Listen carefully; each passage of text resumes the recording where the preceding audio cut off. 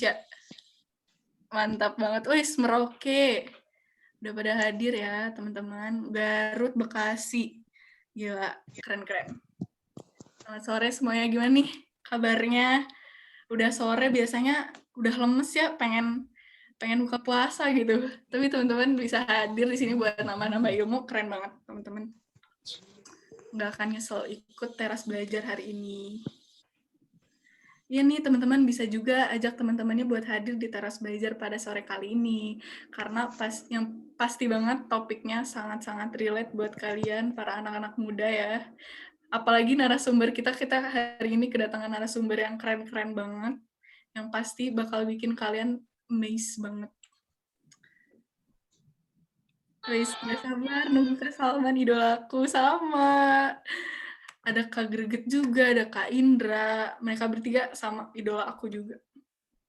Udah gak sabar ya nih teman-teman.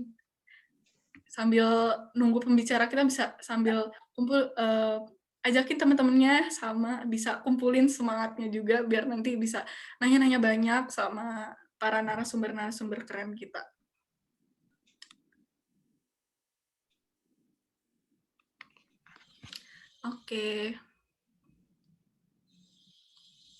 Oke, teman-teman.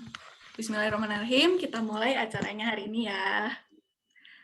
Assalamualaikum warahmatullahi wabarakatuh. Selamat datang di Teras Belajar. Kali ini Teras Belajar agak berbeda karena kita berkolaborasi dengan UMA Indonesia dengan membawa topik mengubah potensi anak muda jadi aksi bermakna. Boleh di next?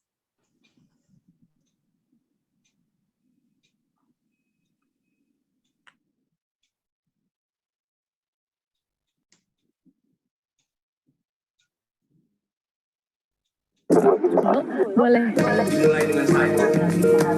Halo teman-teman belajar, selamat datang di Teras Belajar.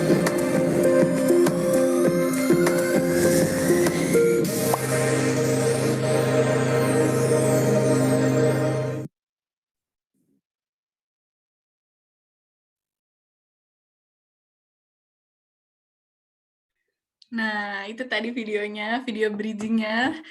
Sekali lagi, selamat datang di Teras Belajar, di terasnya Pemimpin ID. Kali ini kita akan bawa topik tentang mengubah potensi anak muda jadi aksi bermakna. Oh iya, sebelumnya aku lupa, belum perkenalan. Jadi, sebelumnya karena tak kenal maka tak sayang, biar makin pada sayang, perkenalkan nama aku Zia, salah satu volunteer dari Teras Belajar. Mungkin kita nunggu PPT-nya disiapin dulu sama panitia. Boleh nih teman-teman bisa rapih-rapih dulu, cari posisi yang nyaman sebelum kita memulai acaranya.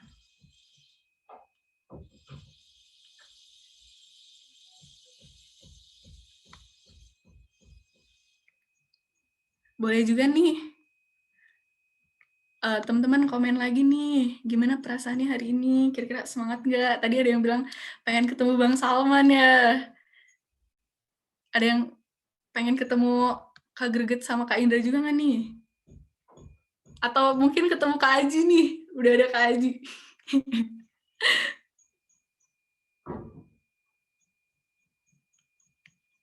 Oke, tunggu sebentar ya teman-teman. Oke, sambil nunggu dipersiapin dulu sama panitianya, boleh nih teman-teman cerita hari ini gimana kegiatannya, kira-kira kenapa sih pengen ikut teras belajar hari ini? Oh, ternyata udah siap ternyata. Oke, sebelumnya, bentar. Karena tadi aku bilang tak kenal maka tak sayang, jadi kita kenalan lagi nih. Kita kenalan sama teras belajar. Jadi apa sih teras belajar itu? Jadi teras belajar dari Pemimpin ID ini terinspirasi dari ibu kita, Ibu R.A. Kartini, di mana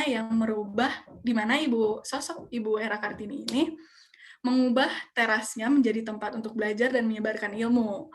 Jadi nih teman-teman kayak anggap aja kita lagi di teras virtual, terus lagi ngobrol-ngobrol santai tapi juga bermanfaat, dan bagi-bagi ilmu bareng-bareng sama narasumber-narasumber kita. Nah, Terus next-nya juga teras belajar bakal ada nih teras belajar ke-12 dengan topik Accelerate Your Growth with Mentorship. Buat teman-teman yang sering dengar kata mentor atau mentorship program atau mungkin dari dari drama Korea startup mentor ganteng kita Han Ji Pyong itu bisa banget daftar di bit.ly/daftar TB12. Buat teman-teman yang pengen tahu apa sih mentor itu, gimana sih caranya dapat mentor, terus apa sih manfaatnya mentorship, bisa banget daftar di teras belajar ke-12 ini.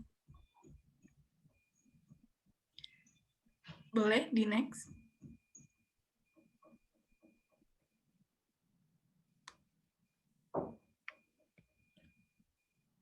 Gimana nih teman-teman, ada yang pernah dengar kata-kata mentor nggak sih? Atau ada yang, oke, ternyata ada video. Oke, boleh. Kamu pernah merasa bimbang atau bahkan takut menyampaikan gagasan? Ingin membuat perubahan tapi tidak tahu cara memulainya? Gimana sih memotivasi tim supaya solid? Atau kamu pernah merasa di titik keraguan apakah dirimu layak memimpin atau tidak? Keraguan, ketakutan, dan kebingungan bisa datang kapan saja. Lalu, harus gimana? Cara mencari solusi belum pernah juga dipelajari di sekolah atau kuliah. Saatnya kamu belajar kepemimpinan. Pemimpin.id hadir sebagai tempat untuk mengembangkan kapasitas diri dan belajar kepemimpinan. Menjadi teman untuk mencari solusi, berinovasi, dan berkontribusi. Bersama Pemimpin.id, kita belajar untuk bertumbuh, memompa semangat untuk saling berbagi, dan menebar manfaat dengan saling memberdayakan. Karena kami percaya, semua orang adalah pemimpin. Indonesia membutuhkan lebih banyak pemimpin baik seperti kamu. Yuk, belajar bersama Pemimpin.id. Temukan kami di platform media sosial favoritmu.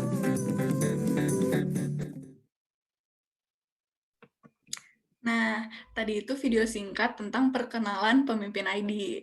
Jadi, Pemimpin ID itu adalah social startup yang membahas tentang kepemimpinan. Karena Pemimpin ID itu percaya semua orang adalah pemimpin, dan semua orang itu bisa belajar untuk menjadi pemimpin. Nah, buat teman-teman nih yang belum join Telegram, Pemimpin ID bisa join di t.me/pemimpin-id. Di situ bakal ada informasi-informasi tentang kepemimpinan dan juga event-event ke depannya dari Pemimpin ID. Nah, selanjutnya, karena kali ini kita berkolaborasi dengan UMA Indonesia, aku juga mau kenalin nih tentang UMA Indonesia. Jadi, UMA itu adalah aplikasi untuk semua kebutuhan umat Islam. UMA merupakan aplikasi untuk kaum muslim di Indonesia dengan konten dan komunitas UMA bertujuan untuk mendampingi umat Islam dalam menjalankan ibadah sehari-hari. Boleh banget nih, karena kita lagi puasa, pasti butuh banget kan konten-konten Islami untuk menambah pahala kita di bulan suci ini. Oke. Nah, sekarang kita mau sharing-sharing dulu nih, teman-teman. Bisa di ke slido.com dan tulis hashtag TB11. Di situ kita bakal sharing-sharing tentang perasaan teman-teman gimana, terus menjawab pertanyaan-pertanyaan singkat mungkin. Nah, itu teman-teman bisa klik linknya di kolom chat yang udah dikirim sama panitia. Sebentar ya, aku kirim ulang. Nah, itu dia. Teman-teman bisa klik link yang dikirim ke Hasna ya, di slido.com dan tulis hashtag TB11. Nah, gimana nih perasaan teman-teman hari ini? Ada yang jawab capek-capek seneng, lagi happy plus semangat, guys. Senang, biasa aja, cukup semangat puasanya, mantap. Walaupun udah hari ke-18 masih semangat ya teman-teman, keren banget. Terus ini alhamdulillah baik, sangat bahagia. Boleh nih teman-teman di klik linknya buat kasih tahu perasaan teman-teman kayak gimana hari ini. Bersyukur dan bermanfaat, alhamdulillah.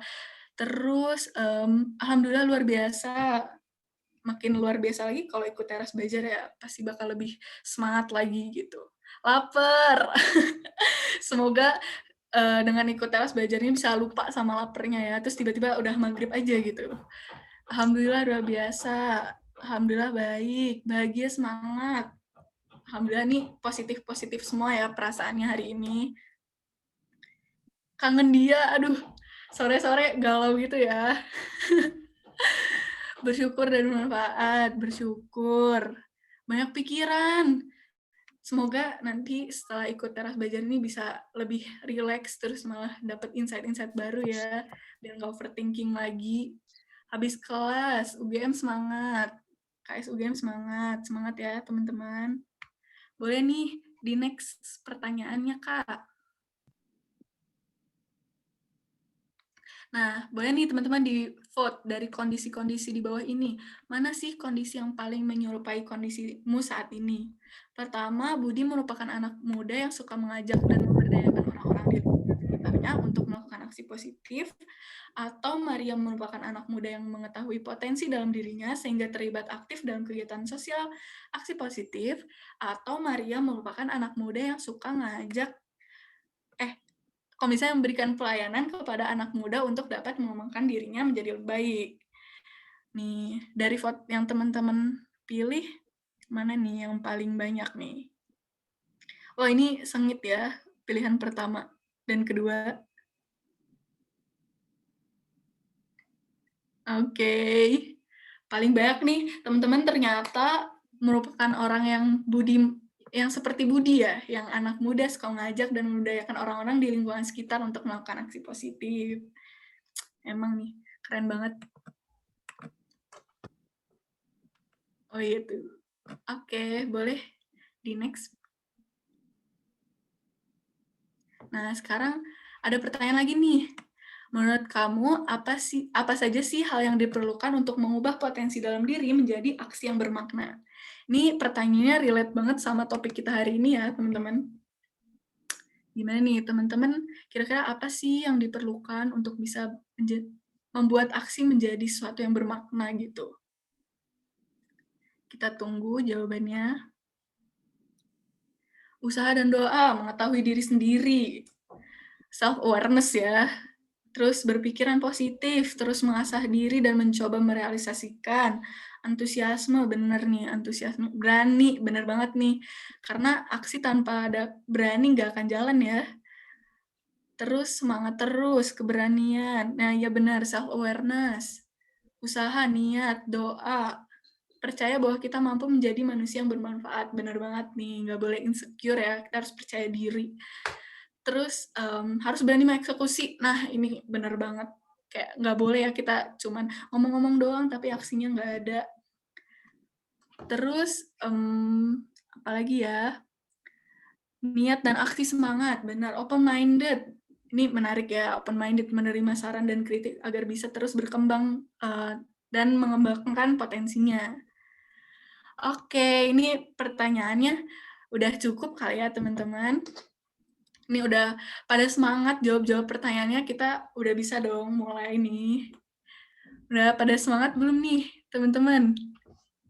Bisa nih di kolom chat diramein, udah pada semangat belum? Enggak dong. Oke, udah ya. Semangat, semongko. Udah, Kak. Wis, pada semangat ya. Nah, tuh bener tuh dari skala 1 sampai 10 berapa sih semangat kalian buat ngikutin teras belajar 11 kali ini? 1000, mantap. 11, 10 Kak, 100. 45, semangat 45 kali ya maksudnya. Oke. Gimana nih, panitia?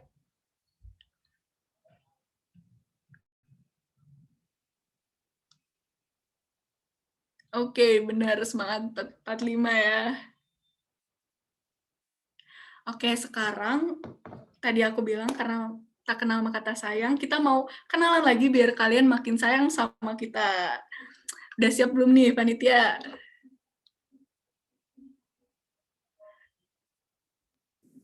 Oke. Nah, aku mau ngenalin nih salah satu the one and only CEO pemimpin ID, yaitu Kak Darmaji Suradika.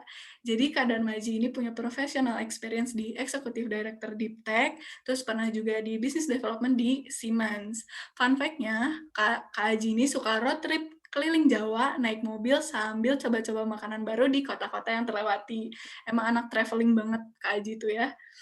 Terus teman-teman juga bisa connect nih ke Instagramnya Kak Aji di @aji_suradika. Nah, teman-teman, sebelum Kak Aji aku panggil nih, aku mau pantun dulu. Karena di teras belajar itu nggak afdol kalau belum pantun. Jadi teman-teman siap-siap ya, komen cakep di kolom chat. Oke, siap-siap ya teman-teman. Buah kedongdong, buah delima. Pilih mana buah yang kusuka. Daripada nunggu lama-lama, mending kita sambut Kak Darmaji Suradika. Halo Kak Aji. Halo Zia, suara aku kedengeran? Kabarnya Kak Aji? Alhamdulillah baik. Alhamdulillah. Itu kayaknya tadi nggak di teras belajar aja, kayaknya di pemimpin ID harus bisa pantun ya? Iya benar banget. Pemimpin ID itu syaratnya harus bisa pantun. Pokoknya teman-teman harus bisa pantun kalau mau join di pemimpin ID. Oke, selanjutnya bakal dipimpin sama Kak Aji. Jadi untuk Kak Aji, waktu dan layar aku persilakan. Oke, thank you Zia, sudah dibantu dibuka. Ya, selamat sore teman-teman semua, mudah-mudahan masih semangat. Udah jam-jam kritis nih ya, jam-jam segini. Udah ininya juga tanggalnya tanggal 18, sudah tanggal-tanggal kritis, biasanya energi-energi sudah mulai habis gitu ya, 18 hari berpuasa. Mudah-mudahan masih semangat. Jadi benar kata Zia tadi, kita ngobrol aja di sini biar nggak kerasa puasanya, tiba-tiba udah maghrib aja gitu ya. Nah, hari ini kita bakalan kedatangan tamu atau para pembicara-pembicara yang luar biasa banget gitu ya. Dan juga topiknya juga relate banget dengan kita gitu ya, anak-anak muda. Jadi mudah-mudahan teman-teman semua di sini bisa belajar dan kita semua bisa di sini saling belajar bareng ya. Oke, ini ada yang bocor suaranya, mungkin bisa minta tolong di mute. Suaranya agak masuk ya. Terima kasih teman-teman. Oke. Ya. Baik. Hari ini kita mau membahas tentang apa? Jadi kita akan membahas topik besarnya adalah bagaimana kita mengubah potensi anak muda jadi aksi yang bermakna. Nah, jadi ada dua kata kuncinya, anak muda dan bermakna gitu ya. Pembicara-pembicaranya udah keren-keren banget, pembicaranya anak-anak muda dan sudah memberikan maknanya gitu ya, sudah jelas maknanya siapa. Oke, kalau gitu langsung aja kita mulai nih. Yang pertama, kita langsung ke pembicara pertama. Ya, ini pembicara pertama kita ada Mas Indra Wiralaksmana. Jadi ini kita thank you banget udah diberi kesempatan nih ketemu sama Mas Indra selaku CEO dan co-founder UMA Indonesia gitu ya. Mungkin teman-teman tadi kalau yang belum download aplikasinya bisa di-download terutama buat teman-teman muslim gitu ya. Digital Incubation of North Star Group dan juga pernah jadi Country CEO at Ninja Fan 2015-2017 ya, salah ketik. Fun fact, hobi renang dan kuliner, mantan gitaris band Kahitna Wannabe. Wis, apa tuh Kahitna Wannabe? Halo Mas Indra, assalamualaikum. Mas. Itu sebenarnya saya nggak yakin mau share itu tadinya, tapi nggak apa-apa lah. Oke, berarti mantan gitaris. Sekarang udah nggak jadi gitaris lagi, Mas? udah lupa kayaknya. Udah lupa ya? Maklum lah waktu itu masa ini kan pengen eksis jadi gitaris. Oke, mantap. Oke, Mas Indra, jadi hari ini kita akan diskusi banyak tentang anak muda, Mas Indra.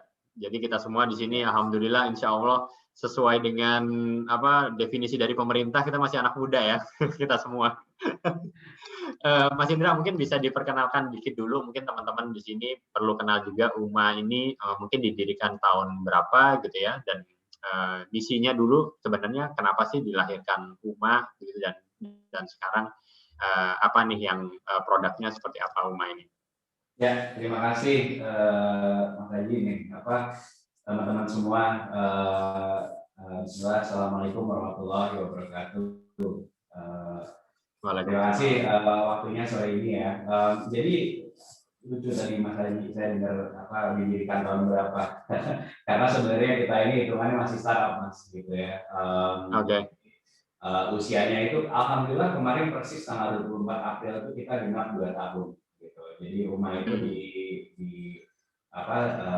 sebagai aplikasi kami luncurkan secara resmi April 2019. Jadi waktu itu timingnya juga persis beberapa minggu sebelum puasa ya, gitu. Jadi sebenarnya gini, kalau secara singkatnya kami menyebutnya ini aplikasi komunitas dan gaya hidup muslim gitu. Yang dimana secara simpelnya adalah kami mencoba untuk membuat sebuah wadah, sebuah platform tempat umat Islam bisa berkumpul gitu ya, bisa memperkaya dirinya gitu dalam konteks keislaman gitu, dan harapannya ke depan nanti segala kebutuhan umat Islam itu bisa terpenuhi di dalam satu aplikasi gitu, insya Allah gitu ya. Jadi pada prinsipnya di UMA itu kalau kita berbicara secara produk ya atau secara fitur gitu, secara simpelnya itu terbagi dua Mas. Jadi pertama ada aspek alat penunjang ibadah hariannya. Jadi pada umumnya banyak kita temukan di aplikasi-aplikasi muslim lainnya juga gitu, seperti jadwal sholat, arah kiblat gitu ya, Al-Quran gitu.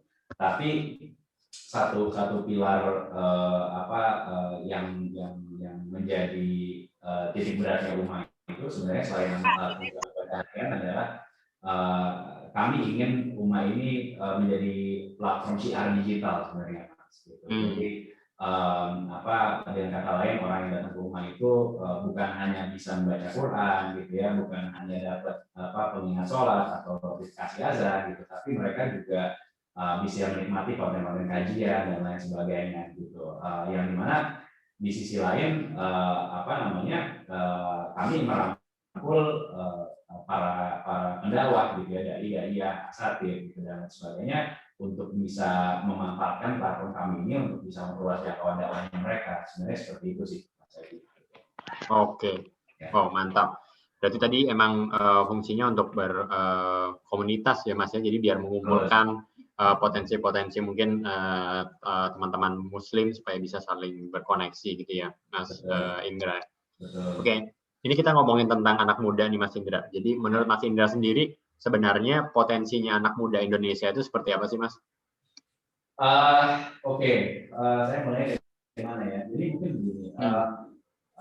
Cerita sedikit tentang latar belakang saya ya Mas Haji. Dulu saya berkesempatan untuk bersekolah di luar gitu ya. Jadi saya meninggalkan Indonesia waktu itu saat saya masuk ke tahun terakhir SMA. Jadi saya ikut program pertukaran belajar gitu ya. Jadi saya lulus dari SMA di sana, kemudian melanjutkan kuliah sampai sempat kerja. Jadi saya total itu merantau itu sekitar 9 tahun Mas, gitu ya. Nah, woi, mantap. Dulu ke mana Mas? Kalau boleh di Boston di Amerika Serikat. Gitu. Oke. Ya, jadi saya berkuliah di sana S1 gitu ya, terus lanjut kerja gitu. Sampai akhirnya saya memutuskan kembali ke Indonesia gitu pada tahun 2019 gitu. Tahun 2009. Jadi saya sebenarnya generasi perbatasan milenial dengan kolonial mungkin Mas. Gitu. Kembali ke pertanyaan Mas Haji gitu ya. Jadi pada waktu itu yang menjadi salah satu kan 9 tahun itu bukan waktu yang singkat ya gitu. Dan setiap kesempatan liburan itu saya biasanya selalu kembali ke sini gitu untuk mengunjungi orang tua dan lain sebagainya gitu ya. Nah, di tahun-tahun sekitar 2008 2000 ya menjelang saya mau memutuskan untuk pulang lah gitu. Pada waktu itu Indonesia itu sepanjang saya nggak ada di sini itu perubahannya udah banyak sekali gitu ya. Nah, satu hal yang saya perhatikan dalam dunia bisnis khususnya gitu ya. Semakin banyak waktu itu fenomena startup belum terlalu kencang gitu. Jadi e-commerce pun masih sangat tahap awal ya gitu. Jadi nama-nama besar yang kita dengar sekarang itu masih tahap awal sekali di tahun itu ya gitu. Cuma pada intinya perusahaan asing semakin banyak di sini gitu ya, orang-orang asing yang bekerja di sini juga semakin banyak. Nah, disitulah saya berpikir diri saya sendiri gitu bahwa apa iya ya gitu yang dikerjakan atau yang dibawa oleh orang-orang dari luar Indonesia ini hanya mereka yang bisa mengerjakan. Artinya dengan kata lain, apakah tidak bisa kita yang orang Indonesia sendiri untuk bisa bersaing dengan mereka gitu. Nah, kalau kita berbicara tahun 2021 ini gitu, yang dimana sudah 11 tahun lebih sejak saya kembali gitu ya, apalagi sekarang gitu Mas Adi. Kenapa misalnya kita bikin rumah gitu ya, untuk menjawab pertanyaan Mas Adi juga gitu ya. Jadi dengan perkembangan teknologi yang sudah sedemikian rupa ini, sebenarnya bagi generasi muda ini semakin banyak hal yang bisa dilakukan yang dulu tuh belum bisa gitu Mas gitu. Jadi sesimpel misalnya saya pakai contoh yang mungkin teman-teman di sini saya asumsi masih generasi Z ya gitu, dan beberapa generasi Alpha gitu ya. Sesimpel zaman saya dulu Mas gitu, nggak ada istilahnya profesi selebgram atau YouTuber gitu. Boro-boro Mas gitu, nggak mimpi saya, orang tua saya sekolahin saya jauh-jauh bisa jadi YouTuber misalnya gitu, nggak ada gitu. Jadi zaman sekarang itu kalau ada bahasanya istilahnya the sky is the limit gitu ya. Jadi opsi yang kita bisa lakukan itu apa tuh jauh lebih banyak dibandingkan waktu zaman dulu gitu. Bahkan sekarang yang menjadi challenge sebenarnya bagi generasi muda ini itu memilih gitu kan. Yang mana nih yang paling tepat, yang paling pas, dan kalau dalam konteks saya pribadi saya selalu percaya yang mana yang kita bisa lakukan yang faedahnya itu paling banyak gitu kan. Yang manfaatnya paling maksimal untuk sebanyak-banyaknya orang gitu. Karena opsi itu banyak sekali gitu. Ya kan? Ya tadi gitu. Bisa dari sesimpel kita eksis di medsos saja misalnya gitu kan, terus kemudian kita berkembang terus jadi influencer, jadi KOL, jadi selebgram, jadi YouTuber dan lain sebagainya, itu saja sudah satu opsi sebenarnya gitu kan. Nah, jadi kalau bicara dampak generasi muda bisa sebesar apa sebenarnya dengan sekarang teknologi seperti ini bisa sangat besar sih, Mas Adi juga pasti gitu ya. Tinggal seberapa bijak kita memilah-milah gitu ya, dan memilih gitu yang mana yang kita maksimalkan dengan segala opsi yang kita punya ini. Mantap. Mas Indra tadi kan Mas Indra kan pernah tinggal di US gitu ya selama 9 tahun gitu kan. Kalau Mas Indra lihat sebenarnya perbedaannya anak muda US sama anak muda Indonesia apa sih Mas? Dan kita unggulnya di mana gitu? Kita biar kita pede nih, karena kan banyak banget anak-anak muda Indonesia tuh minder gitu ya. Kayak wah anak US dancingnya bagus, bisa main film dan sebagainya gitu. Nah sebenarnya kalau kita compare bareng gitu ya, apa nih keunggulannya sebenarnya anak muda bandingin sama anak-anak muda US gitu? Nah itu Mas, itu juga yang menarik. Waktu saya bersekolah di sana gitu ya, udah pasti saya waktu itu kan saya merantau usia 17 tahun ya Mas gitu. Jadi belum pernah keluar rumah sendiri pula gitu ya, karena saya pertukaran belajar, jadi nggak dianterin orang tua, udah gitu nggak tahu mau tinggal di mana waktu itu kan. Pokoknya tahunya saya ditempatin di situ, saya ngikut aja gitu kan. Nah satu hal yang pada waktu itu ya Mas, pada waktu itu saya perhatikan adalah memang kalau berbicara generasi muda di Amerika secara spesifik, dari kecil itu sepanjang mereka bersekolah itu dididik untuk berbicara apa adanya gitu ya. Jadi artinya orang Amerika itu khususnya ya, dan ya utamanya Amerika memang ya, mungkin Eropa agak sedikit berbeda meskipun ada kemiripan gitu. Cuma orang Amerika itu memang dididik dari kecil berani bicara gitu ya. Gitu. Jadi di ruangan kelas gitu ya, interaksi antara guru dengan siswa itu memang dinamikanya itu sangat open gitu ya. Nah pada waktu itu dengan dibandingkan dengan Indonesia ya memang sangat berbeda gitu. Nah tapi saya bisa bilang Mas terus terang kalau berbicara zaman sekarang, zaman now gitu ya, ya tadi kembali lagi dengan teknologi yang sudah semaju ini, di mana kita akses, kalau dulu kan zaman saya tuh tahu tentang dunia barat itu paling dari film Mas gitu ya. Kalau sekarang ada yang namanya ya itu platform medsos TikTok lah, IG lah, Facebook, YouTube, yang dimana nggak hanya kita yang di sini yang pakai, yang di sana juga pakai, udah gitu beda dengan film. Kalau film atau kalau TV dulu film apa yang diputar kita nggak milih, kita duduk aja kita nonton.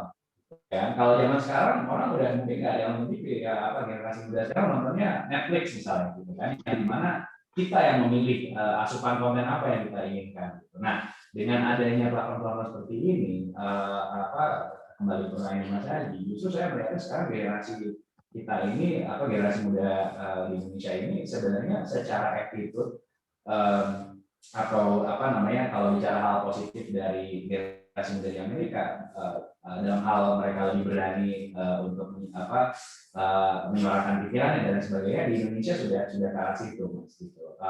Jadi bahkan saya seringkali berpikir saya tuh iri sebenarnya dengan Gen Z dan Gen Alpha gitu. Bahasanya mereka memiliki sebuah kesempatan yang waktu itu generasi saya tuh nggak punya kesempatan yang sama gitu. Nah, tapi ya itu yang menjadi challenge adalah kembali lagi bagaimana menyeimbangkan antara kesempatan-kesempatan yang ada ini, gitu ya, kemudahan-kemudahan yang ada ini, gitu, dengan sikap untuk selalu bijak, gitu kan ya. Karena kadang-kadang saking mudahnya itu nggak pakai mikir, gitu kan, semuanya sekarang instan kan, Mas, gitu ya. Semuanya serba instan, gitu ya, memang itu apa adanya, gitu. Tapi kembali lagi kalau bicara competitiveness, kita udah sangat nggak kalah, Mas, gitu. Bahkan kadang-kadang saya yang malu sendiri gitu, meskipun saya belum kolonial banget gitu ya, tapi kemampuan untuk berpikir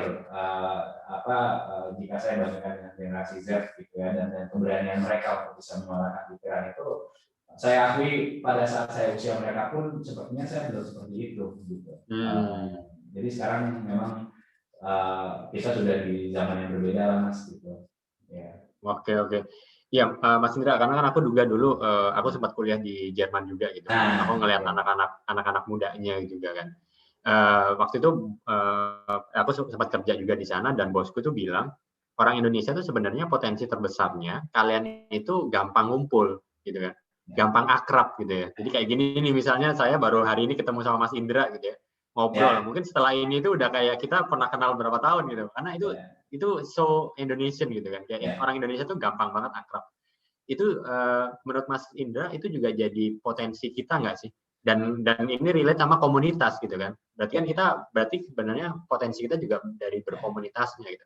Persis, justru salah satu variabel yang membuat saya memutuskan untuk pulang itu, Mas, terus karena saya merindukan suasana itu ya. Jadi guyupnya gitu ya, Mas ya. Betul. Di Amerika itu kan society-nya masyarakatnya itu individualis ya. Jadi mereka akrab di permukaan, tapi ya sudah sebatas itu aja. Nggak dalam gitu ya, Mas ya. Dalam gitu. Jadi teman di kantor itu teman kerja ya hanya teman kerja, pulang rumah ya kita hidup sendiri gitu kan ya. Gitu.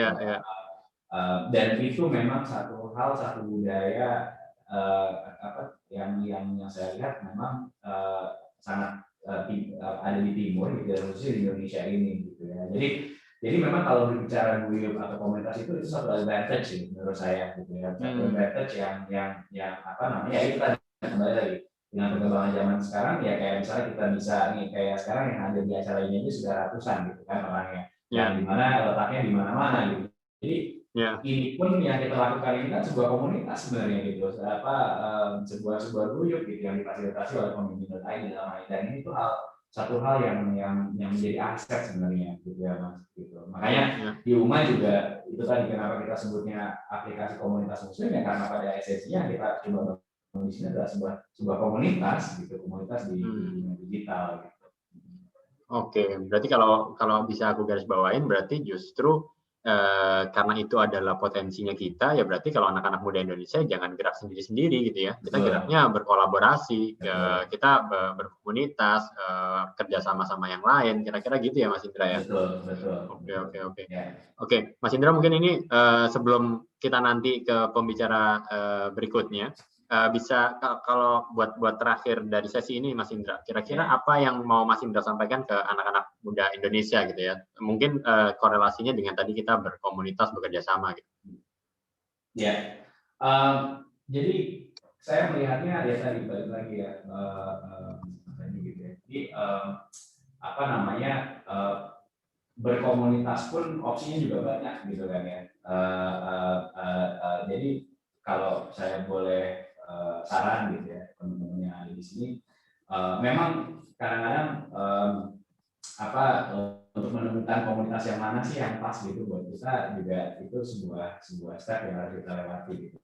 Jadi mungkin di awalnya kita coba aja dulu gitu ya. Tapi kemudian kedua, ya, mungkin bisa dimulai dengan mengetahui diri kita sendiri juga dulu gitu ya, apa yang menjadi apa namanya aspirasi kita, apa yang kita rasa menjadi potensi diri kita gitu ya.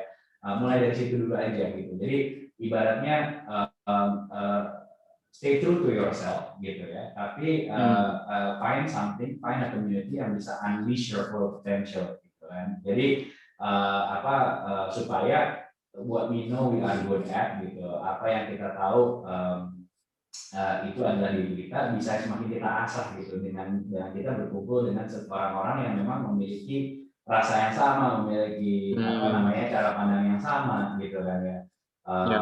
Dan sekarang apalagi dengan contohnya di fasilitasi pemimpin.id gitu, platform seperti itu udah sangat banyak gitu opsinya gitu kan. Makanya alhamdulillah nih saya juga senang gitu ada pemimpin.id yang membantu apa teman-teman yang ada di sini mengerucutkan lebih supaya lebih tajam lagi gitu kan, khususnya dalam konteks leadership ya gitu dalam hal ini gitu Mas. Benar. Ya. Sepakat banget sama Mas Indra sih. Jadi tadi emang kita harus tahu dulu sebenarnya kita itu siapa gitu ya, kelebihan kekurangannya apa, kesenangannya apa. Jadi ketika kita berkomunitas kita justru bisa ngasih nilai lebih gitu ya dengan kekurangan kita. Mantap. Oke Mas Indra, aku nanti kembali lagi ke Mas Indra. Kita ke pembicara selanjutnya dulu. Jadi jangan kemana-mana dulu Mas Indra. Nanti kita akan ngobrol bertiga. Kita akan tanya jawab bareng-bareng. Terima kasih Mas Indra. Oke, untuk pembicara berikutnya ini sudah join juga nih dengan kita. Mungkin kita bacakan dulu sedikit informasi tentang Mas Greget. Jadi pembicara berikutnya adalah Mas Greget Kalabuana. Professional experience-nya Islamic Finance Specialist at United Nations Development Program. Beliau bekerja di UNDP. Islamic Banking Research Assistant at Otoritas Jasa Keuangan di OJK gitu ya, dan Incredible and Valuable Innovation Champion across UNDP 2018. Wow. Udah keren banget. Fun fact, punya kucing kesayangan berkaki 3. Oh, dan sering di snapgramin, namanya Cuy. Mana Mas Cuy-nya sekarang? Halo Mas Greget. Masih mute Mas. Sorry. Oh, mungkin teman-teman bisa minta bantuan. Nah, udah. Oke. Assalamualaikum warahmatullahi wabarakatuh. Waalaikumsalam warahmatullahi wabarakatuh, Mas Greget. Kedengeran nggak Mas suara saya, Mas? Dengar. Jelas, Mas. Ya, saya mohon maaf sekali nih, ternyata telat 5 menit. Karena sebenarnya ini masih meeting juga, cuman karena udah janji sama pemimpin.id sama Ummah Indonesia, jadi harus ditepatin. Dan salam kenal untuk Pak Indra Wiralaksmana. Sayang banget tadi saya nggak bisa ikutan sesinya ya, gitu ya, Mas Darmaji, Mas Aji. Panggilannya apa nih, Mas? Aji aja, Mas. Ya, Mas Aji. Dan salam kenal buat teman-teman semuanya. Saya Greget Kalabuana, Islamic Finance Specialist. Gitu. Oke. Thank you banget Mas Greget udah join. Tadi masih belum telat kok. Jadi masih on time. Alhamdulillah. Ngabuburit ya Mas ya? Ngabuburit ya, bener. Ini thank you banget udah meluangkan Mas tadi sampai meetingnya ditinggal. Nggak apa-apa. Oke, Mas Greget, tadi kita ngomongin tentang potensinya anak muda gitu kan. Karena kan hari ini kita membahas tentang anak muda gitu. tadi juga Mas Indra juga udah sempat mention gitu kan, kalau sebenarnya anak-anak muda ini berpotensi. Nah, menurut Mas Kirkit sendiri gimana Mas? Menurut sudut pandangnya Mas Kirkit, potensinya anak muda Indonesia ini seperti apa sih? Saya mungkin akan bicara dari sudut pandang sustainable development ya, atau pembangunan berkelanjutan gitu. Kalau kita lihat dibandingkan negara-negara lain, memang Indonesia itu salah satunya unggul dengan kepemudaan-nya. Ya, kita bisa lihatlah dari jumlah generasi milenial atau generasi di bawah milenial seperti generasi Z yang jumlahnya kalau kita sudah sampai 60%. Jadi udah 2/3 dari penduduk Indonesia gitu ya.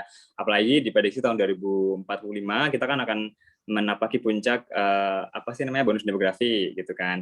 Otomatis jelas bahwa potensi anak muda ya ibaratnya masa depan Indonesia gitu. Cuman memang ada beberapa hal yang harus kita persiapkan gitu. Kalau biasanya saya selalu bilang sebagai anak muda, ini saya mencoba untuk merefleksi ya Mas ya diri sendiri gitu. Ada satu slogan utama gitu yang saya coba untuk terapkan ke diri sendiri. Jadi kita harus punya emas gitu. Itu adalah egalitarian. Jadi kita harus bersikap bahwa berpemahaman bahwa kita semua itu sama. Sama dalam arti kita punya derajat yang sama, kita punya kontribusi dan hak dan kewajiban yang sama dalam konteks Indonesia gitu ya. Kemudian juga kita punya kesempatan yang sama gitu. Lalu yang kedua M itu adalah multi talenta gitu. Jadi punya banyak talenta. Kalau misalnya sekarang saya berkiprah di bidang Islamic Finance gitu ya di UNDP, mungkin saya juga harus punya kelebihan talenta yang lain gitu. Misalnya di olahraga, di musik gitu. Ibaratnya kalau seorang dokter gitu ya, dokter yang dia bisa menemukan bahan untuk membuat vaksin, dia juga harus berpikir bagaimana supaya vaksin ini sampai ke konsumen atau pasiennya gitu ya. Jadi ada satu konsep di mana seorang itu tidak hanya pintar dalam dunia akademik, tapi juga non akademik, versatile gitu. Lalu yang ketiga tadi A itu aktif gitu. Jadi kita nggak bisa yang cuman rebahan gitu ya, mentang-mentang kerja dari rumah, cuman duduk tenang gitu nggak bisa. Gitu. Tetap harus aktif, proaktif. Jadi kita sendiri yang menggerakkan kita mau kemana gitu. Lalu yang terakhir S. Nah S ini yang biasanya orang agak kesampingkan atau mungkin sengaja dilupakan gitu ya, spiritual gitu. Saya percaya bahwa biar gimana pun yang namanya akhlak gitu ya, atau adab gitu, atau pemahaman terhadap spiritualitas, kalau dalam konteks agama kita ngomongnya religiositas, tapi kalau dalam konteks yang lebih universal mungkin spiritualitas gitu ya. Jadi itu juga penting gitu, karena tanpa itu kita nggak punya arah atau pedoman gitu. Oke. Berarti emang tadi ya ada emas itu jadi core-nya anak-anak muda Indonesia gitu ya. Iya.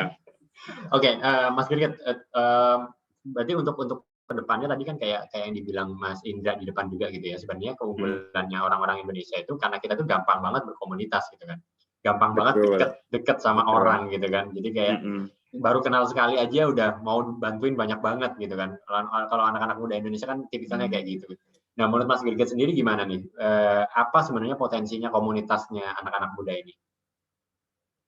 Bagus banget sih Kak, karena kalau aku melihat anak-anak muda sekarang ini kan kayaknya jadi key opinion leader ya, sedikit-sedikit mereka itu jadi rujukan gitu, tapi ya itu perlu didasari sesuatu yang kuat ya Mas. Jadi kalau misalnya kita berkolaborasi, tentu kan pasti ada sesuatu yang merekatkan, misalnya kayak visi gitu, atau tujuan bersama gitu ya, atau kalau misalnya kita melakukan satu hal sinergi juga pasti ada sesuatu yang memang dituju bareng-bareng gitu, dan itu bagus gitu. Kalau saya belajar ketika saya waktu itu dapat LPDP dari Kementerian Keuangan gitu, anak muda zaman sekarang ini individualis gitu, tapi powerful.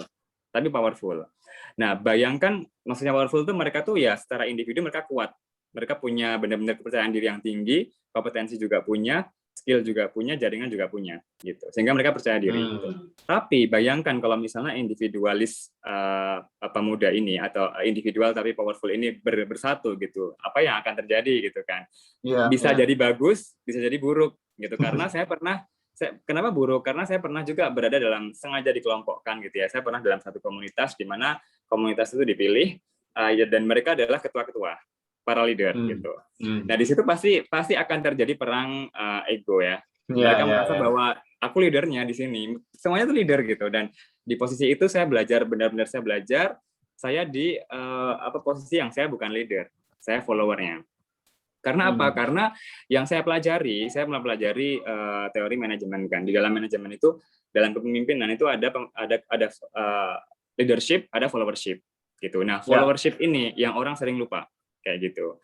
Jadi mereka selalu berpikir bahwa leadership atau leader itu adalah posisi yang superior, sehingga di bawahnya kayak apa namanya tadi follower gitu, tim anak buah itu sesuatu yang inferior. Padahal dua-duanya punya peran. Kalau nggak kita berkontribusi, kita berkolaborasi, pasti ada follower, ada leadernya dong. Kalau cuma leader doang nggak mungkin akan tercapai. Kalau cuma follower doang juga nggak akan gerak gitu. Jadi itu apa harus benar-benar dipahami gitu. Saya sering melihat sekali fenomena anak muda zaman sekarang yang mereka itu benar-benar ingin menonjol secara individu gitu ya, yang mereka self proclaim A B C gitu. Padahal sebenarnya bukan itu sih yang dibutuhkan Indonesia gitu. Yang dibutuhkan adalah dampaknya gitu. Ketika kita berkolaborasi, ketika kita bersinergi gitu ya. Perkara kamu jadi tim, kamu jadi leader nggak apa-apa, tapi dampaknya itu apa gitu. Gitu sih. Itu sepakat banget sih. Jadi justru sebenarnya yang paling penting itu gimana kita bisa menyelesaikan masalah Indonesia bareng-bareng gitu. Bukan siapa yang paling bersinar di antara yang lain gitu kan.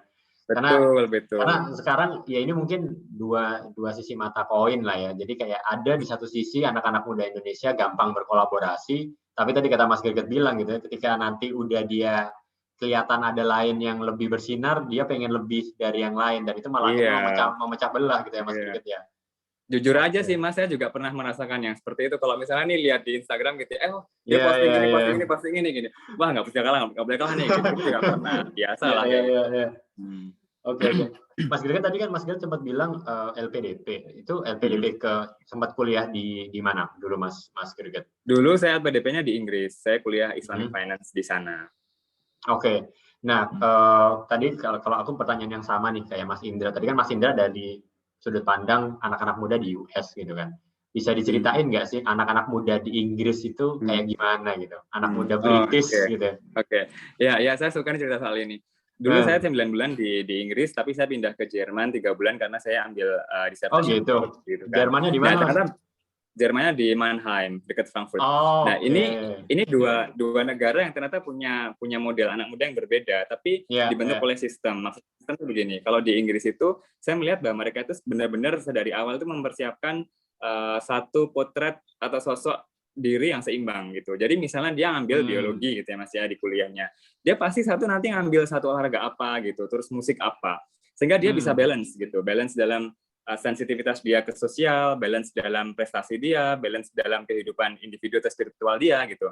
Nah, itu yang saya benar-benar pengen sebenarnya bawa nanti paling enggak ke keluarga gitu ya. Bahwa kita jangan hanya terpaku pada kompetensi-kompetensi yang sifatnya itu hard skill gitu ya, tapi kita juga harus melatih sensibility gitu. Terus kemudian juga kita harus melatih kepekaan ya gitu. Maksudnya bagaimana kita tuh nggak cuma ngomongin soal ini loh aku jago matematika, itu kan nggak akan dipakai dalam dunia real kita kan. Maksudnya dipakai dalam pola pikir gitu, tapi bukan dalam dunia yang real gitu. Nah itu yang saya pelajari di sana gitu. Sehingga mereka ini kayak enjoyable banget gitu. Kadang bagus di kelas gitu kan. Terus kemudian juga ternyata olahraga jago, jadi dia badannya besar-besar gitu. Sehat gitu ya. Terus musiknya juga bagus, tapi kalau buat saya punya tambahan. Jadi tetap kalau di Indonesia kita juga harus memperdalam ilmu agama gitu ya. Jadi biar lebih balance ya. Iya. Nah, kalau di Jerman beda lagi. Waktu itu kan saya juga sempat mau cari kerja di Jerman gitu kan. Terus ternyata di sana itu ketika kita mencari kerja, kita ditanyain gitu, misalnya belajar tentang ekonometrika. Nilainya itu apa gitu. Jadi nilai ini akan menjadi satu tolak ukur yang benar-benar dipakai oleh si pemberi kerja ini gitu. Jadi kalau kita belajar itu benar-benar kita dianggap misalnya nilainya bagus ya benar-benar dianggap bisa gitu. Makanya mereka akan sangat-sangat fokus sekali untuk mendapatkan itu gitu. Sehingga kita bisa lihatlah orang-orang Jerman ya banyak penemuan gitu ya, teknologi, kemudian juga sains gitu banyak di sana gitu. Cuman ya ini satu hal yang kita bisa kombinasikan sih dalam konteks Indonesia. Jadi kita juga sekarang kan ya sekolah tapi kita juga ada kehidupan di luar sekolah, misalnya organisasi gitu ya, kemudian les, kemudian juga bahkan di luar sekolah gitu, kayak misalnya ikut apalah kerja sosial dan lain-lain gitu. Jadi itu juga menjadikan masyarakat Indonesia ini bukan masyarakat yang cuman mikirin soal akademik gitu, tapi benar-benar kita bisa mengaplikasikan apa yang dipelajarin gitu. Ya, itu benar banget sih yang tadi dibilang Mas Greget, karena aku juga dulu sempat kuliah ke Jerman juga gitu kan Mas. Nah, gitu. Orang-orang di sana itu seangkatan aku kuliah gitu ya, waktu itu aku S2 gitu ya. Di sama S2 itu umurnya yang anak-anak waktu itu kan aku sebagai mahasiswa baru itu barengan sama anak-anak S1 gitu kan. Ternyata anak-anak S1-nya itu umurnya beda-beda gitu. Nggak kayak kita di Indonesia gitu kan. Di Indonesia itu kan paling nggak kita umurnya berapa ya? 19, 20 gitu kan. Masuk ke kuliah gitu ya. Dan itu sama semua gitu. Nah, di Jerman tuh beda-beda. Waktu aku tanya kenapa, ya itu tadi kata Mas Girget bilang, mereka ikut volunteer. Jadi ada yang setelah lulus SMA itu ikut volunteering 2 tahun, ada yang ikut volunteering setahun gitu kan. Ada yang misalnya kerja dulu jadi kelner gitu kan, jadi pelayan selama 2 tahun baru kuliah. Jadi akhirnya nggak ada kayak kalau di Indonesia kan mungkin kita kayak pattern-nya itu jelas ya. Habis SD, SMP, SMA, kuliah, habis kuliah kerja bentar nikah gitu. Jadi sama semua gitu kan. Jadi benar banget kata Mas Girget tadi ya, kita harus lebih mengembangkan diri gitu ya. Jadi akhirnya anak-anak mudanya juga berkembang. Nah, Mas Girget, kalau tadi Mas Girget ngelihat nih dari apa yang dilihat dari di UK, habis itu di Jerman gitu kan. Terus sekarang kita ngelihat anak-anak Indonesia gitu. Nah, apa yang menurut Mas Girget itu ada keunggulan di anak-anak Indonesia gitu, anak-anak muda Indonesia yang nggak dimiliki anak-anak muda Inggris atau Jerman gitu. Iya. Ya mungkin juga nggak dimiliki anak-anak muda di Amerika, nanti mungkin Pak Indra bisa ini ya klarifikasi ya.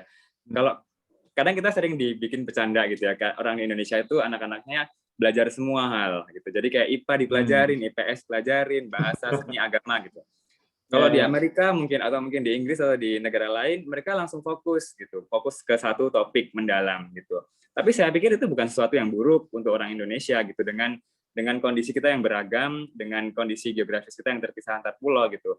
Memang kita harusnya memahami banyak hal gitu ya. Jadi kalau misalnya diajak ngomong geografi juga bisa, karena itu kan basic understanding. Coba kita banyak video-video yang menampilkan ketika ada social eksperimen, ditanya di mana letak Iran, di mana letak Korea, di mana letak Jamaika. Orang Amerika nggak tahu karena mereka nggak belajar geografi, misalnya gitu. Pun juga mungkin orang-orang di negara lain yang mereka langsung fokus ke sana gitu. Ya mungkin itu salah satu keunggulan dalam hal ekosistem pendidikan kita yang memang seperti itu gitu. Ketimbang kita harus memaksakan pokoknya harus kayak Amerika. Ya kalau nggak cocok mau gimana gitu kan. Kita kan juga harus melihat bagaimana tingkat kemampuan untuk mengakses pendidikan, bagaimana ketersediaan aksesnya, bagaimana kondisi budaya, terus geografisnya. Menurut saya ini sudah pas gitu ya. Mungkin cuman memang kita harus tidak bisa menutup mata dari yang namanya pembaruan atau teknologi. Gitu. Kalau misalnya yang di sana sudah belajar A, B, C, D, E gitu ya kita harus belajar. Kadang-kadang saya mikirnya gini Mas, mungkin itu untuk orang Islam ya, kayak zaman dulu ilmuwan Islam itu kan menemukan aljabar, gitu ya, menemukan pesawat terbang gitu-gitu. Tapi yang sekarang kita temukan tuh hal-hal yang agak remeh, kayak misalnya menemukan saya tidak menganggap ini sesuatu yang buruk ya, maksudnya kayak menemukan keajaiban di buah apa gitu. Tapi kan itu ya ada gambar-gambarnya gitu. Tapi tidak bisa memberikan satu dampak nyata gitu. Coba kalau misalnya kita misalnya kayak anak-anak yang di kampung-kampung itu yang menemukan energi dari daun apa, nah itu malah keren banget. Jadi yang kayak gitu yang bermanfaat untuk manusia. Jadi kita fokusnya ke sana gitu. Nah, saya melihat orang Indonesia juga punya potensi di situ gitu. Jadi sesuatu yang sebenarnya bagus gitu. Jadi stop kita mengunderestimate negeri sendiri atau anak pemuda sendiri karena kita sebenarnya bagus gitu. Dan ini cerita menarik Mas. Saya waktu itu pernah ada pertukaran dengan Korea, waktu itu ASEAN Korea gitu kan. Ada orang Korea yang belajar jurusannya bahasa Indonesia gitu. Nah pas ditanya alasannya apa gitu, alasan dia itu kayak polos gitu kan, orang Korea jawabnya kan cute gitu ya. Dia bilang gini, karena Indonesia negara yang besar gitu. Ini sebenarnya kayak tamparan atau sindiran atau sebenarnya juga refleksi buat kita. Orang di luar sana itu menyadari besarnya kita kayak gimana gitu. Makanya mereka mempelajari pintu-pintu masuk untuk masuk ke negara kita dengan bahasa misalnya gitu. Tapi kenapa kita sendiri kadang saling serang gitu, padahal sama-sama bagus gitu kan. Saling ngejulitin. Bersaing nggak apa-apa karena persaingan itu akan membuat kita lebih berkembang. Tapi kalau sudah nggak sehat ya jadinya itu jadi sesuatu yang aduh sayang banget gitu. Ya. Itu benar banget, dan tadi aku garis bawain kata-katanya Mas Girget juga, orang-orang ya harusnya kita itu diskusinya di takaran yang kayak produk, di takaran kayak solusi gitu ya. Jadi nggak saling ngejulitin gitu. Jadi sayang, karena aku juga agree banget, sayang banget kalau ngelihat anak-anak muda gitu ya rame di sosial media ngomongin orang gitu atau ngejulitin orang. apalagi ngejelek-jelekin, ngerendahin yang tadi sesama bangsanya sendiri yang sama-sama bagus gitu sebenarnya gitu kan. Iya.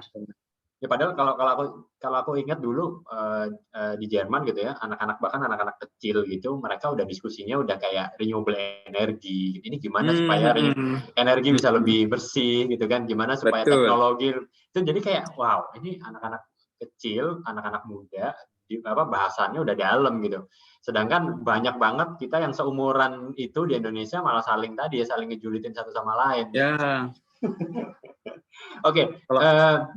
Mas Greget, mungkin ini terakhir nih ya sebelum kita ke pembicara berikutnya. Nanti kita ngobrol lagi bertiga. Menurut statement dari Mas Greget nih buat menutup sesinya Mas Greget buat anak-anak muda Indonesia. Kalau tadi kita udah ngomongin keunggulannya anak-anak Indonesia gitu ya. Nah sekarang mungkin PR-nya nih. PR-nya apalagi sebagai kita anak-anak muda Indonesia yang harus di-solve supaya kita bisa jadi anak-anak muda yang keren gitu di Indonesia.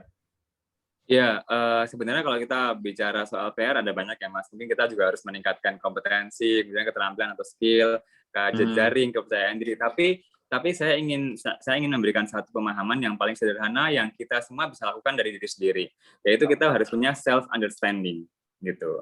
Jadi kita tuh paham. Jadi kita tuh sebenarnya mau kemana, maunya apa, mau ngapain, di mana, kapan gitu ya. Kita pokoknya tahu lah, kita punya kompetensi apa, kita bisa bantu di mana, kita harus ngomongin apa, kita harus ngomongin siapa, bekerja dengan siapa gitu. Kita harus tahu. Self understanding itu harus benar-benar dilatih, bahwa kita tahu bahwa oh ini nih aku tuh kayak gini gitu. Nah, karena itu nanti akan membawa ke banyak hal. Kita jadi seseorang yang autentik gitu.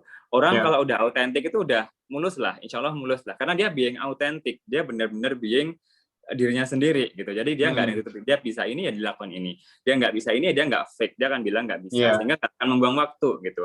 Kemudian juga nanti akan ada self control di situ. Kalau kita misalnya udah kelebihan beban, kita akan mencoba cari bantuan gitu kan. Jadi kita sendiri juga bisa menyelamatkan diri sendiri gitu. Pokoknya yang pertama harus kita yakini, harus kita latih terus adalah self understanding. Kita harus pahami diri kita. Kalau misalnya kita merasa melakukan sesuatu hal tapi ragu-ragu, mungkin ada yang salah gitu.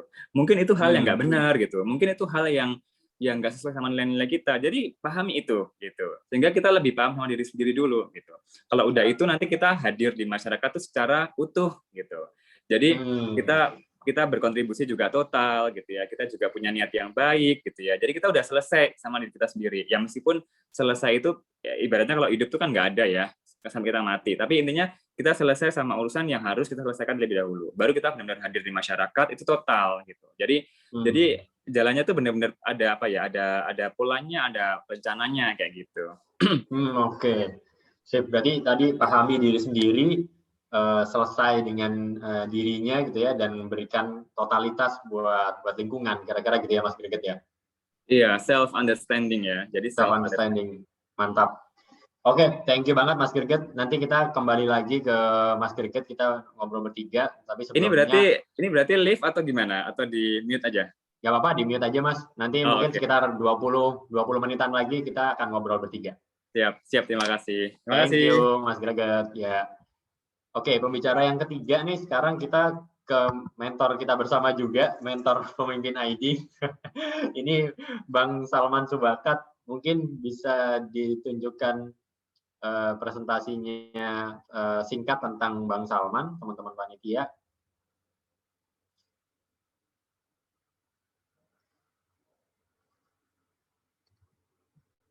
Oke, nah ini dia abang kita semua, Bang Salman Subakat, yang merupakan sekarang CEO dari Paragon Innovation and Technology. Jadi mungkin teman-teman pernah tahu produk-produknya gitu ya, ada Wardah, ada Makeover, ada Emina, terus sekarang buat yang cowok-cowok ada CAF gitu ya. Jadi Bang Salman ini adalah CEO-nya dan juga Dewan Pembinanya Pemimpin Indonesia. Jadi ini pemimpin kita semua. Fun fact, kalau ngisi acara suka dipanggil Bang Salman, biar kelihatan semangat mudanya. Bang atau Bung, habis keliling Jawa Timur dan Jawa Tengah untuk menyebar semangat. Wow, thank you. Halo Bang Salman, apa kabar Bang? Masih di mute, Bang. Punten. Mute. Ya, halo. Wah, jumpa lagi nih kayaknya. Jumpa lagi. Kalau Ini geng ini apa? Kalau geng di Jawa Pos itu namanya koas. Tahu nggak Mas Haji? Koas. nggak tahu apa tuh, Bang? Konco lawas. Oh, konco lawas. Kalau orang Jakarta bilangnya 4L ya, Bang. Lo lagi. Lagi. Oke, Bang, apa kabar? Ini Baik. Seperti biasa, background-nya Bang Saman tuh selalu rumah cokro ya. Ini jadi semangatnya pemimpin ID juga, kita selalu pengen jadi rumah cokro modern ya Bang ya, rumah para pemimpin gitu ya. Siap.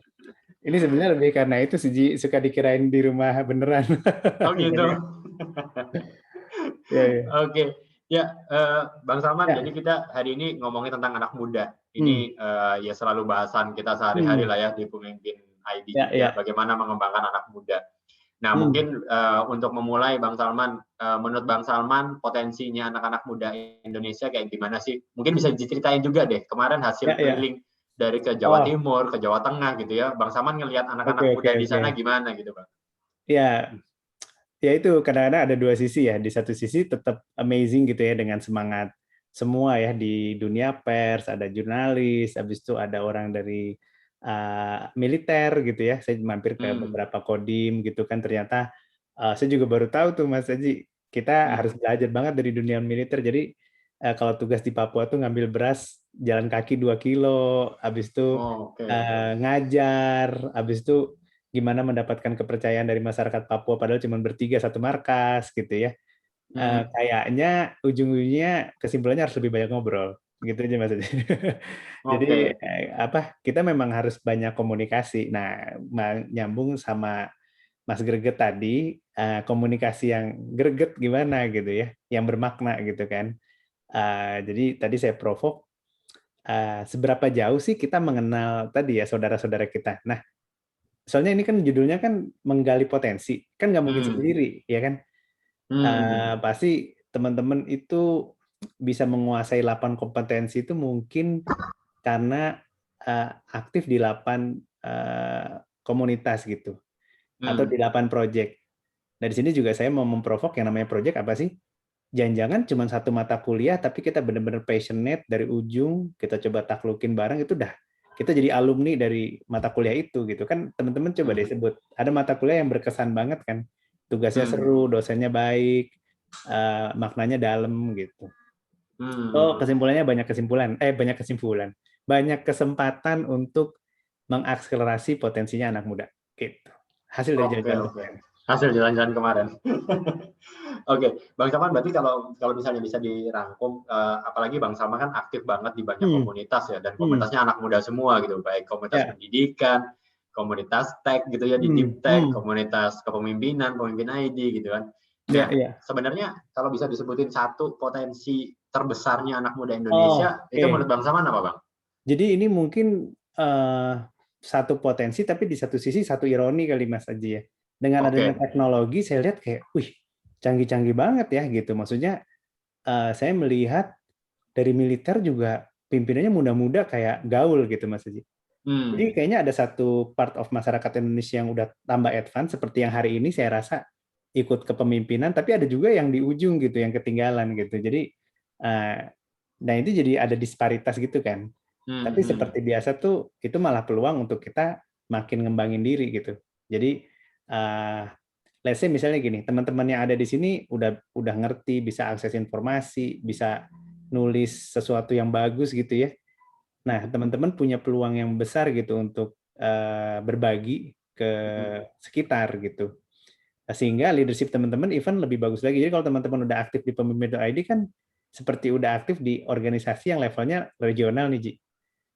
Datang ke sini pede ngobrol tuh kan udah keren banget gitu kan. Kalau mau naik ke global, jangan banyakin nolong yang di bawah, maksudnya gitu loh, Ji. Jadi iterasinya jadi banyak gitu, karena malah lebih keren gitu ketika kita nanti ikut Zoom di ASEAN tuh, makin yang ditanya malah kontribusi lu buat sekitar apa gitu kan. Oke. Nah, Bang Salman tadi masih tetap tentang ngomongin komunitas nih, karena Bang Salman tadi kan aktif dan support banyak banget. Mungkin nggak tahu Bang Salman udah jadi dewan pembina ke beberapa komunitas gitu.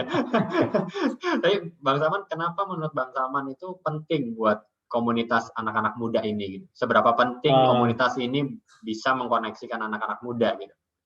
Penting banget ya, karena feel-nya beda intinya gitu ya. Di komunitas tuh feel-nya beda. Kayak di sini teman-teman kan datang itu benar-benar pengen ngobrol gitu kan. Jadi apalagi kalau yang organisasi tanpa bentuk kayak Pemimpin.id. Tapi dua-duanya ya. Jadi ada organisasi yang terstruktur, yang cabangnya banyak gitu ya. Kayak jadi volunteer, ini contoh ya. Jadi volunteer di sebuah perusahaan BUMN besar yang setiap cabangnya itu ada CSR unit. Nah, ini kan belum kejadian nih, Ji. Nah, jadikanlah Pemimpin.id jadi stepping stone. Nah, maksud saya tuh gini, kalau bukan anak muda tuh nggak bisa tuh nekat-nekat kayak gitu tuh, kalau menurut saya.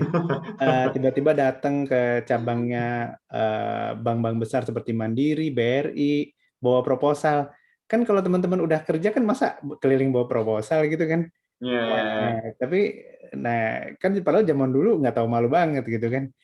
Kayak saya dulu kan. Tapi kalau udah kerja jaim gitu ya. Nah, maksud saya disinilah perlunya komunitas untuk mencairkan gitu. Mencairkan ini jadi kayak jadi katalis atau jadi melting pot gitu ya. Untuk kita ketemu. Oke. Nah, kalau kita bisa tahu alasannya Bang Salman nih. Bang Salman kan sebenarnya udah CEO national company gitu ya. Sekarang bentar lagi jadi multinational company kan, Paragon gitu. Ya udah CEO gitu kan. Ngapain gitu Bang Salman masih mau jadi dewan pembina di komunitas? Iya, kenapa nggak sibuk aja di kantor gitu Bang? Ngapain kok harus kumpul sama kita jadi dewan pembina gitu? Kenapa Bang? Itu kalau saya mengutip kata guru saya, Pak Darmaji namanya, Suradika. Dia bilang, jadi ini saya tuh belak-belakan kan, tadi kata Mas Greget Kala kan harus genuine. Lah, di luar negeri yang normal tuh kayak saya gitu. Jadi jangan sampai orang kayak saya kayak gajah putih gitu kan, Ji. Jadi justru saya itu malah kayak ini asik banget loh gitu ya. Jadi sementara orang di kantor deg-degan gitu, apakah mereka akan dapat talent, apakah corporate brandingnya works untuk bisnisnya, apakah membuat ekosistem, apakah kalau ada apa siap ada yang bantu gitu ya. Paragon tenang gitu karena semua timnya aktif berkomunitas gitu. Jadi kalau acara selalu rame gitu kan. Kalau bikin film, ini kalau kita mau bikin film figurannya udah banyak kok nggak deh. Udah banyak yang bantuin ya Bang ya. Banyak yang bantuin gitu. Jadi pay it forward itu. Jadi jangan sampai tadi ya. Makanya nih menurut saya di akhir ini maunya action nih, ya kan. Teman-teman kan nonton lah pasti ya pay it forward, film-film yang inspiring, nonton Netflix gitu ya. Kadang-kadang ya berkomunitas itu mengkonkretkan gitu. Kita tuh suka lupa gini ya. Saya tuh dapat moment of truth banget di corporate university kan. Jadi ada pendekatan religi itu dia bilang belajar tuh memang susah. Yang enak tuh ngajar sebetulnya. Jadi kebalik kalau kita bilang ngajar itu karena kan kita belajar, habis itu kan kita ngajar anak SMP, kita ngajar anak SMA, kita ngajar adik, kan nggak mungkin kita ngajar orang yang lebih dewasa, ya kan? Ngajar itu enak gitu. Jadi ngajar itu kayak ngerilis, bikin konkret, habis itu kayak kita kayak ngerasa didengar. Jadi kalau Darmaji bilang bukan karena teman-teman butuh, sayanya juga butuh gitu loh. Nah, jadi hobi, makanya malah nggak boleh terlalu banyak gitu. Malah hati-hati malah kecanduan nanti. Kecanduan. Makanya Bang Salman dulu dari awal ikut join satu komunitas, sekarang akhirnya kecanduan ya Bang ya. Akhirnya join kemana-mana juga ya Bang. Tapi saya kan pembina biasa. Kalau di Pemimpin tadi kan pembina biasa aja. Bantu-bantu gitu. Ya itu sepakat banget, dan itu value yang mungkin kalau teman-teman di Pemimpin ID tahu value yang kita hidupkan di dalam Pemimpin ID ya. Jadi kalau kita itu anak-anak muda harus tetap growing, harus bertumbuh, harus terlalu belajar gitu ya Bang ya. Tapi juga nggak cuma cukup di situ, tapi harus mau berbagi gitu ya Bang ya. Jadi harus sharing, harus sharing gitu kan. Dan itu yang akhirnya kenapa mungkin teman-teman anak-anak Pemimpin ID juga banyak banget yang kita suka sharing, karena emang itu diwajibkan di dalam kita kalau kita harus sharing kemana-mana gitu ya Bang. Ya, sama satu lagi gini, ngerubah diri sendiri itu susah, ngerubah orang lain juga susah. Tapi ngerubah environment itu malah lebih gampang. Kalau pengen ngerubah environment kan tinggal jalan-jalan aja gitu. Buktinya apa? Kayak misalnya hari ini datang ngeramein di chatroom, kan kita sebenarnya setting the environment kan. Nah itu malah pasti banget jadi gitu. Jadi kalau saya sih, jadi di pertemuan sederhana ini dalam nih sebetulnya maknanya tuh kayak ada networking, kita coba kenalan orang baru, bikin jaringan gitu kan.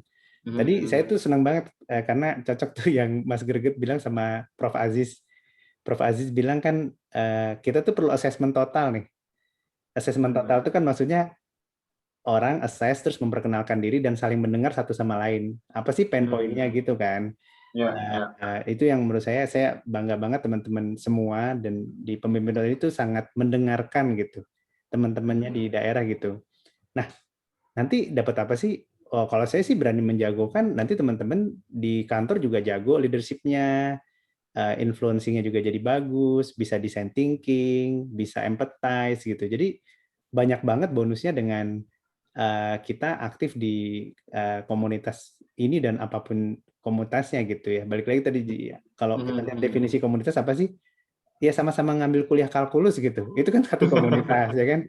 Habis itu sama-sama ngambil apa gitu yang atau sama-sama ikut kuliah kerja praktik itu kan juga udah komunitas gitu. Iya. Bahkan dulu waktu aku di Jerman itu ada joke gitu Bang. Jadi dibilang katanya kalau orang Jerman ngumpul itu pasti ada bir gitu kan.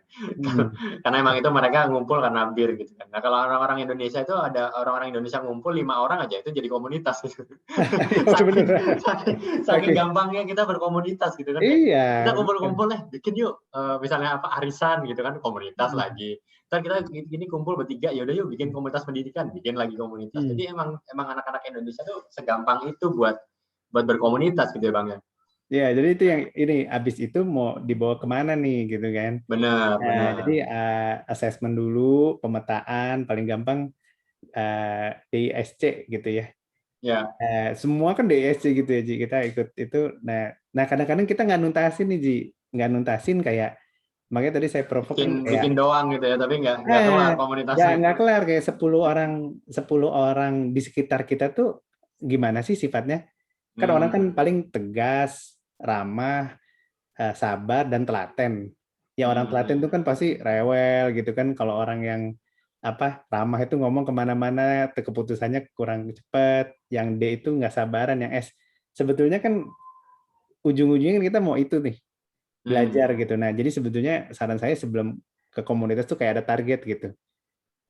Gimana sih kita mau berkembang di dalam komunitas itu? Gitu.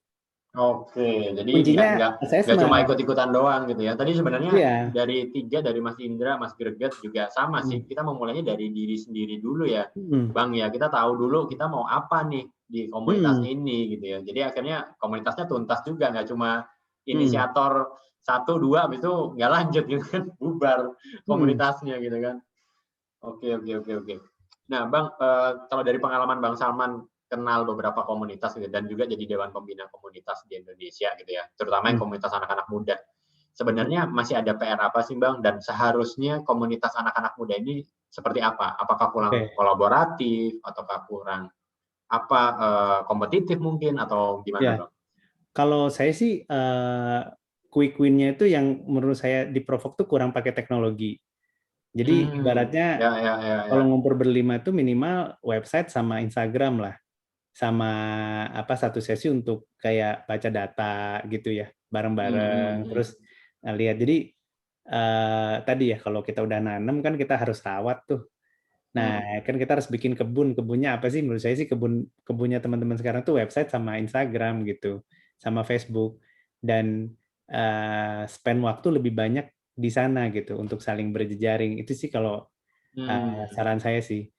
Ya. Apalagi tadi kita sempat di grup pembina juga sempat bilang ya Bang, sekarang itu banyak banget hoax gitu kan. Jadi justru kalau komunitas ini punya Instagram dan rutin kasih konten ya kan, konten yang positif itu bisa menghapus tadi yang hoax tadi gitu ya Bang ya. Ya atau kalau mau informasi ya cuma dari dalam itu aja gitu ya. Tapi itu jangan lupa untuk tetap ada lah di, misalnya gini lah, ada balik lagi itu intention kan. Jadi sesekali ya nggak ada salahnya kita masuk ke suatu tempat, misalnya dia agak sedikit ketinggalan gitu ya. dan kita dengerin gitu social listening, apa sih diskusi di masyarakat Indonesia gitu.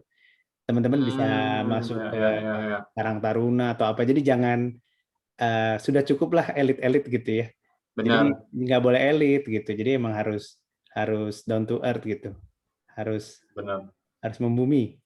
Ini juga value-nya Bang Saman banget nih, yang selalu digaungkan ke kita-kita gitu ya. Jadi kayak value egaliter gitu ya Bang, jangan kumpul-kumpul sama orang-orang elit aja gitu ya, tapi kumpul sama teman-teman grassroots juga gitu. Ya, karena tempat yang subur buat inovasi sih. Dibaca di mana semua studi literatur itu kayak diskusi yang kayak gini tuh either gaul gitu ya, guyup, atau either kekeluargaan gitu ya. Itu tuh emang tempat yang subur buat inovasi. Nah, habis itu kalau bisa sesuatu yang lebih konkret, struktur juga base-nya di sini nih, values kan. Jadi ketika nanti kita pengen mendirikan sesuatu yang lebih konkret, ini kan jadi stakeholder-nya kan, bareng-bareng gitu. Oke Bang, sebelum kita nanti ngobrol lagi bertiga, mungkin ini terakhir dari sesi yang ini Bang Saman, ada pesan ke teman-teman anak-anak muda Indonesia nggak buat menutup sesi yang ini? Mungkin tadi ya, mau meluangkan waktu lebih banyak, lebih dalam untuk planning misalnya. Yang kalau kita punya organisasi itu selalu rolling 5 tahun lagi mau ngapain. Kalau kita punya pertemanan juga mau bawa kemana hubungan kita gitu ya. Mendekatkan kita ke jodoh atau enggak gitu ya. Kalau ini tapi nah nanti rolling kan, kira-kira yang 3 tahun itu tuh tambah dekat apa tambah jauh sih gitu. Kan kita harus ada acuan kan. Nah itu juga apa ya? Memang ada sih enaknya kayak bebas gitu, nggak terlalu terbeban. Tapi kalau ada guidance itu kan enak. Kayak misalnya mau sama-sama kuat nih jejaring sebagai sesama profesional. Jadi kayak kalau temen gue kuatnya di sana pelatihan marketing, di sini kuatnya HR, di sini kuatnya leadership. Nah tapi ibaratnya karena bareng-bareng dikumpulin mana materi trainingnya gitu ya, dengan tetap menjaga etika gitu, akhirnya kan bisa ya. Jadi kan saling belajar ya Bang ya. Iya kan, it takes a village to raise a child or a leader gitu kan. Jadi emang harus rame-rame gitu. Wah, oke. Berarti intinya tetap kita harus keroyokan ya Bang ya. Harus bareng-bareng gitu ya. Ini bahasa sederhana dari emotional intelligence 3.0 gitu. Kalau soalnya banyak ngobrol sama ini kan, banyak interaksi gitu kan. Ya. Oke. Thank you Bang Salman. Kalau gitu kita lanjut aja ke sesi berikutnya buat ngobrol bareng. Kita ngobrol bertiga. Jadi kita undang lagi Mas Indra dan Mas Greget buat bareng-bareng kita ngobrol di sini. Mungkin teman-teman panitia kalau udah ada yang pertanyaan yang bisa diangkat, kira-kira silakan teman-teman yang mau bertanya atau ada yang mau raise hand juga. Ya. Oke, ini ada pertanyaan pertama mungkin nih dari Afrian Deki dari Universitas 11 Maret.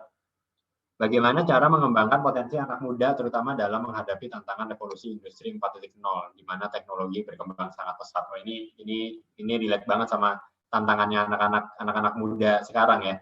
Dan ini ada lanjutannya, bagaimana mindset yang harus dimiliki pemuda sejak dini dan langkah kecil yang diambil agar aksinya bisa lebih bermakna. Berarti ada 2 pertanyaan kira-kira. Mungkin dari siapa dulu kira-kira? Mas Indra dulu mungkin. Silakan Mas. Bagaimana cara anak-anak muda menghadapi tantangan industri 4.0?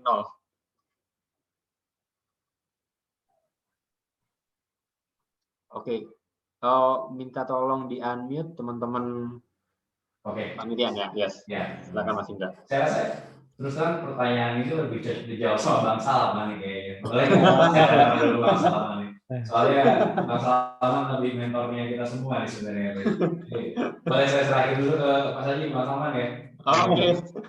Ya ini apa? Ini Bang juga Salman, silakan, Bang. dari guru saya. Jadi gini, kira-kira 25 tahun.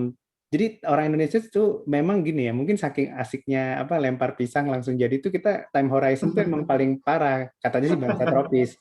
Jadi tapi orang UNDP lebih paham nih. Jadi 25 tahun itu mau punya apa, kan data science kan 2 tahun, data analik. Jadi teman-teman tuh udah grogi duluan karena 20 skill kayak dijejelin dalam waktu 5 tahun misalnya. Kan sedikit-sedikit, kan nggak mungkin teman-teman tadi ya, kolaboratif ala baru juga iya, data science juga iya, teknologi juga iya, problem solving. Lah nanti kerja kita kan juga cuma satu bidang gitu loh. Makanya tadi pentingnya assessment tadi kan. Nah nanti 7 tahun dua atau 3 skill. Nanti 7 tahun ketiga 3 skill. Nanti 12 tahun 10 skill mah udah bisa jadi global talent tuh kalau kata saya.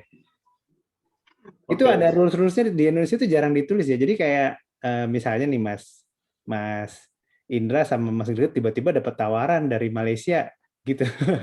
Kalau saya tuh alhamdulillah punya mentor ya. Jadi mentor saya kan Pak Subakat. Jadi emang ada bukunya. Jadi spend more 3 jam, yang lain pada nongkrong kita baca. Dalam waktu 5 tahun tuh sebetulnya namanya dalam dunia HR itu global talent. Global talent itu artinya teman-teman eligible untuk kerja di perusahaan global yang ada di negara teman-teman atau teman-teman keluar gitu. Simple banget. 3 tahun itu banyak loh, karena kita kerja kan cuma 8-9 jam. Yang kita kerja, ya nggak semua kerja bisa edit value, kan kita maknain kan. Learning kan cuma 2 jam. Jadi kalau teman-teman tambah lagi belajar 1,5-2 jam tuh teman-teman udah 2 kali lipat dari average. Oh, berarti meluangkan waktu 2 jam sehari lah ya Bang, setengah, 2 jam, terus buat belajar ya. Iya, nonton Netflix pakai resume gitulah. Terus filmnya juga dicocok-cocokin yang keren-keren, yang apa? Yang ada talk show yang smart gitu kan. Ya. Siap. Mungkin Mas Indra, Mas Greget, ada yang mau ditambahkan kira-kira gimana caranya kita bisa menghadapi tantangan industri 4.0? Sebenarnya nggak pengen ditambahin ya dari Bang Salman, cuma kalau menurut saya sih sesimpel kayak the late Steve Jobs gitu ya, dia bilang stay hungry, stay foolish gitu. Cuma mungkin kalau saya mau tambahinnya just be wise aja gitu, karena dalam ya tadi gitu, dengan sekarang teknologi udah seperti ini kan, dalam perjalanan kita untuk belajar ini avenue-nya, caranya banyak sekali, opsinya banyak sekali gitu. I'm sure saya yakin Bang Salman, Mas Gege, Mas Aji sepakat gitu. Bagi kita pun kita masih terus belajar gitu setiap hari kan. It's a never ending journey gitu belajar ini. So stay hungry, stay foolish, and just try to be wise aja dalam memilih komunitas mana yang kita ikuti, dalam memilih sumber informasi mana yang kita mau follow gitu ya. Karena itu bisa menjadi perbedaan antara kita on the right track dengan kita on the track yang mungkin lebih panjang dari yang seharusnya gitu mungkin. Itu sih Mas Aji dari saya. Thank you Mas Indra. Mas Greget, silakan Mas Greget. Ya, balik lagi. Selamat sore Pak Salman. Tadi saya belum menyapa, mohon maaf. Dan mohon maaf juga ini kayaknya interface saya ini ya agak buruk karena pakai handphone. Jadi kalau kembali ke pertanyaan, sebenarnya kita semua memang benar sih berguru ke Pak Salman sebenarnya. Tapi kalau saya boleh memberikan saran, selain di NDP sendiri ya, kami biasanya kalau mempelajari hal-hal baru gitu, teknologi itu kan sebenarnya pilihan ya. Tapi pilihan yang terpaksa dipilih gitu, karena kalau nggak dipilih nanti kita ketinggalan gitu dari yang lain gitu. Tapi biasanya kami selain design thinking, jadi Pak Salman menyampaikan selain design thinking ada juga yang namanya pendekatan sense making gitu. Jadi kita harus tahu bahwa collective experience kita ini memang sesuai dengan apa yang sebenarnya kita tuju. Jadi ketika milih teknologi yang ingin dikejar gitu ya, ketika ada blockchain, ada ini, ada itu, semua dipelajari. Nah itu make sense nggak sih sama tujuan yang selama ini kita kumpulkan melalui pengalaman-pengalaman itu gitu. Kalau misalnya enggak ya buat apa gitu. Jadi ya pintar memilih, pintar memfilter juga, memilah juga gitu. Kira-kira teknologi mana yang pas dengan saat ini, dengan peran kita di masyarakat saat ini, dengan pekerjaan saat ini gitu ya. Karena takutnya justru hanya mengejar keterbaruan tadi, nggak mau kalah sama yang lain, nggak mau FOMO gitu ya, tapi ternyata nggak bermanfaat sama sekali. Kalau saya sih begitu ya.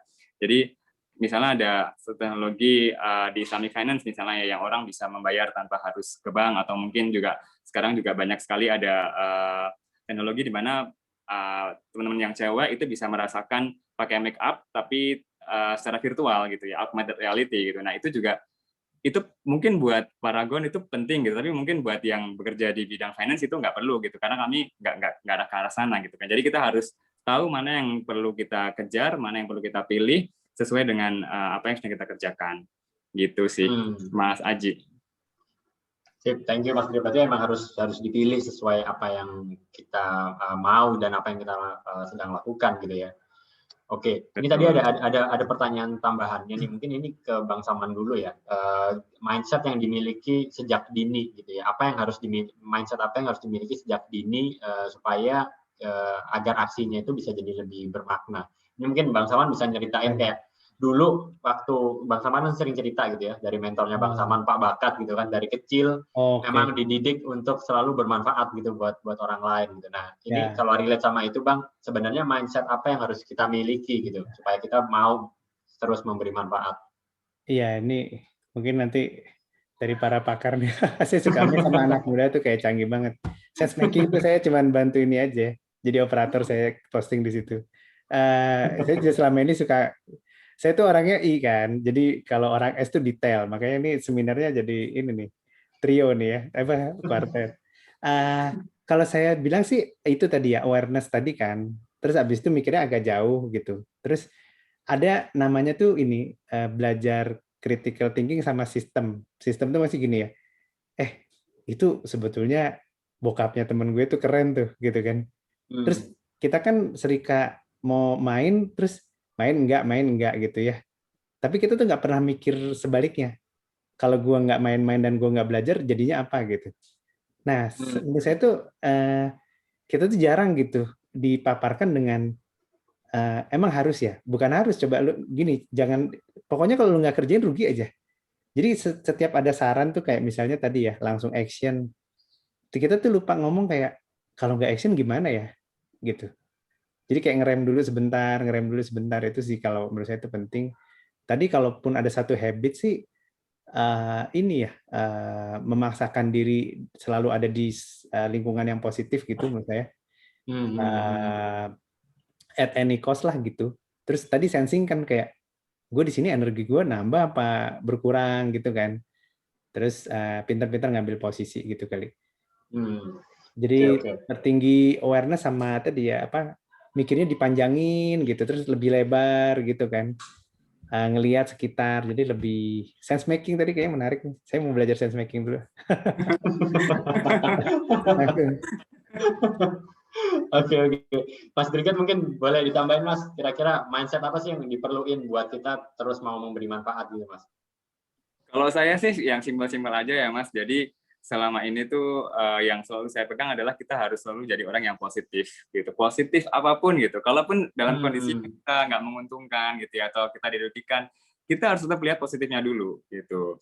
Karena dari situ nanti muncul banyak kemungkinan, muncul banyak hal-hal yang kita nggak pernah duga gitu. Jadi itu saya udah mempraktekkan dari lama lah gitu. Pokoknya intinya selama ini ketika ada sesuatu ya saya akan mengedepankan hal yang positif yang bisa saya ambil gitu. Karena itu akan justru memberikan satu push faktor ketimbang fokus pada hal-hal yang di luar kontrol kita, hal-hal yang merugikan kita, yang buat kita demotivasi gitu. Jadi kuncinya adalah berpikir positif.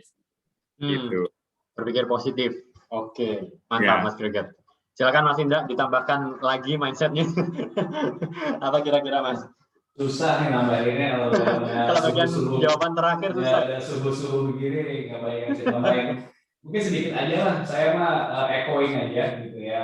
Sense making, I think saya sama Bang Saman, saya juga perlu belajar lagi nih kelihatannya kayak gitu ya, sense making.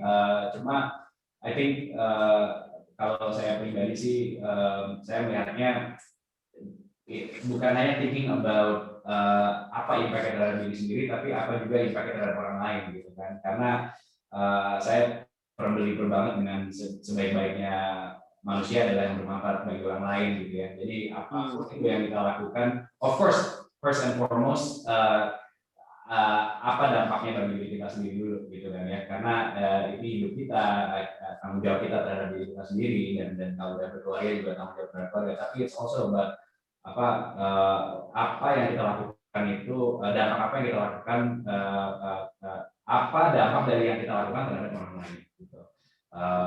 Jadi I think part of sense making in my view, meskipun saya masih perlu belajar lagi, adalah it's also thinking about orang lain gitu ya. Gitu sih Mas Haji, mungkin yang saya bisa lakukan. Thank you Mas Indra. Ini sense making juga kayaknya aku juga harus belajar lagi nih. Aku baru dengar juga gitu. Oke, ini ada pertanyaan berikutnya nih dari Ria PSIUI gitu ya. Dia nanya bagaimana membangun kepemimpinan transformatif anak muda. Program seperti apa yang efektif untuk membangun kepemimpinan pemuda yang aplikatif dan kolaboratif. Wah, kepemimpinan transformatif. Nih, kayaknya Bang Salman yang sering ngangkat nih, yang sering kalau sering ngisi tentang kalau kepemimpinan bisa transformatif. jawab, kalau bisa jawab gitu, Pak Ragun udah jadi Google. Jadi sama-sama belajar itu kalau pertanyaannya. Oke. Gimana Bang? Kalau selama Apa ya? selama perjalanannya Bang Salman membangun Paragon gitu ya, sebenarnya apa sih yang dilakukan untuk menjadi pemimpin yang transformatif gitu? Itu terus terang sih lagi masih unknown sih, Ji. Tapi menurut saya sih balik lagi sense making tadi ya. Talent terbaik dunia lagi ke arah mana sih gitu kan? Kan lagi ke startup nih kayak Uma gitu. Jadi tanya sama Uma. Sekarang waktunya Bang Salman balik lempar. Tapi ini serius loh. Maksudnya kita semua juga masih unlearn gitu kayak ini anak muda kok ini. Nah sekarang berarti gilirannya Mas Indra yang jawab. Silakan Mas Indra. Mungkin bisa di ini juga nggak pola pikirnya kalau di startup gimana sih Mas? Karena kan sekarang memang semua orang pengen bikin startup atau pengen jadi anak startup nih. Pengen mendisrupt ourselves gitu. Ya, sebenarnya balik ke tadi poin awalnya konsep dari community, believe it or not, di dunia startup pun banyak startup yang justru berhasil adalah yang tahu bagaimana memposisikan dirinya di tengah startup yang lain gitu. Dalam artian apa yang saya dalam pengalaman saya pribadi yang saya udah banyak lihat, banyak alami, gitu, justru startup itu bisa sukses di saat dia bisa berkolaborasi, di saat dia bisa tahu apa sih yang menjadi kekuatan dia dan apa yang jadi kekurangan dia gitu kan. Bahkan in many ways dulu salah satu mentor saya bilang bahwa justru kompetitor itu harus diajak ngobrol, jangan dimusuhin, ya kan? Karena you never know gitu, ya kan? You never know, satu banyak yang bisa dipelajari dari kompetitor gitu, kenapa mereka bisa jadi seperti itu gitu kan. Sama kedua bisa jadi hari ini kompetitor, besok jadi kolaborator gitu kan. Itulah yang saya rasa konsep community itu sebenarnya berlaku nggak hanya terhadap individu tapi juga dalam konteks menjalankan sebuah perusahaan gitu ya. At least kalau dari perspektif saya seperti itu sih. Oke. Tadi karena kata anak-anak startup itu nggak ada kompetitor di startup ya, Mas ya, adanya kompetitor ya. Kadang-kadang kooperasi, kadang-kadang ya berkompetisi gitu. Iya, betul. Dan lebih cepat kalau kita kerja bareng itu lebih cepat sih pada prinsipnya, gitu kan. Itulah makanya bagusnya Indonesia ini kan sense of guyupnya kuat banget gitu ya. Pada prinsipnya dengan udah ngeguyup gitu, nggak ada yang nggak bisa dikerjain sebenarnya kan begitu kan. Gitu. Tinggal kita perdalam tekniknya gitu ya. Kita pelajari teknologi yang paling relevan, apa tadi Mas Indra juga bilang gitu. Kalau memang fokus kita adalah di A, ya jangan peduliin yang nggak relevan buat kita gitu kan. Fokuslah pada yang memang akan membantu mencapai kita tujuannya gitu. Jadi seperti itu sih mungkin menurut saya. Oke, thank you Mas Indra. Mas Gerget, gimana Mas? Ya, kayaknya udah di cover sama Pak Salman dan tadi Mas Indra ya. Dan kalau saya sih sebenarnya saya bukan di startup, jadi memang tidak pernah mengalami yang namanya transformational leadership gitu. Cuman saya mungkin mau mengambil poin pentingnya sih, dalam transformasi itu kan pasti ada perubahan ya. Dan saya pikir perubahan itu kan skalanya banyak. Ada perubahan yang sifatnya besar gitu di organisasi atau di perusahaan.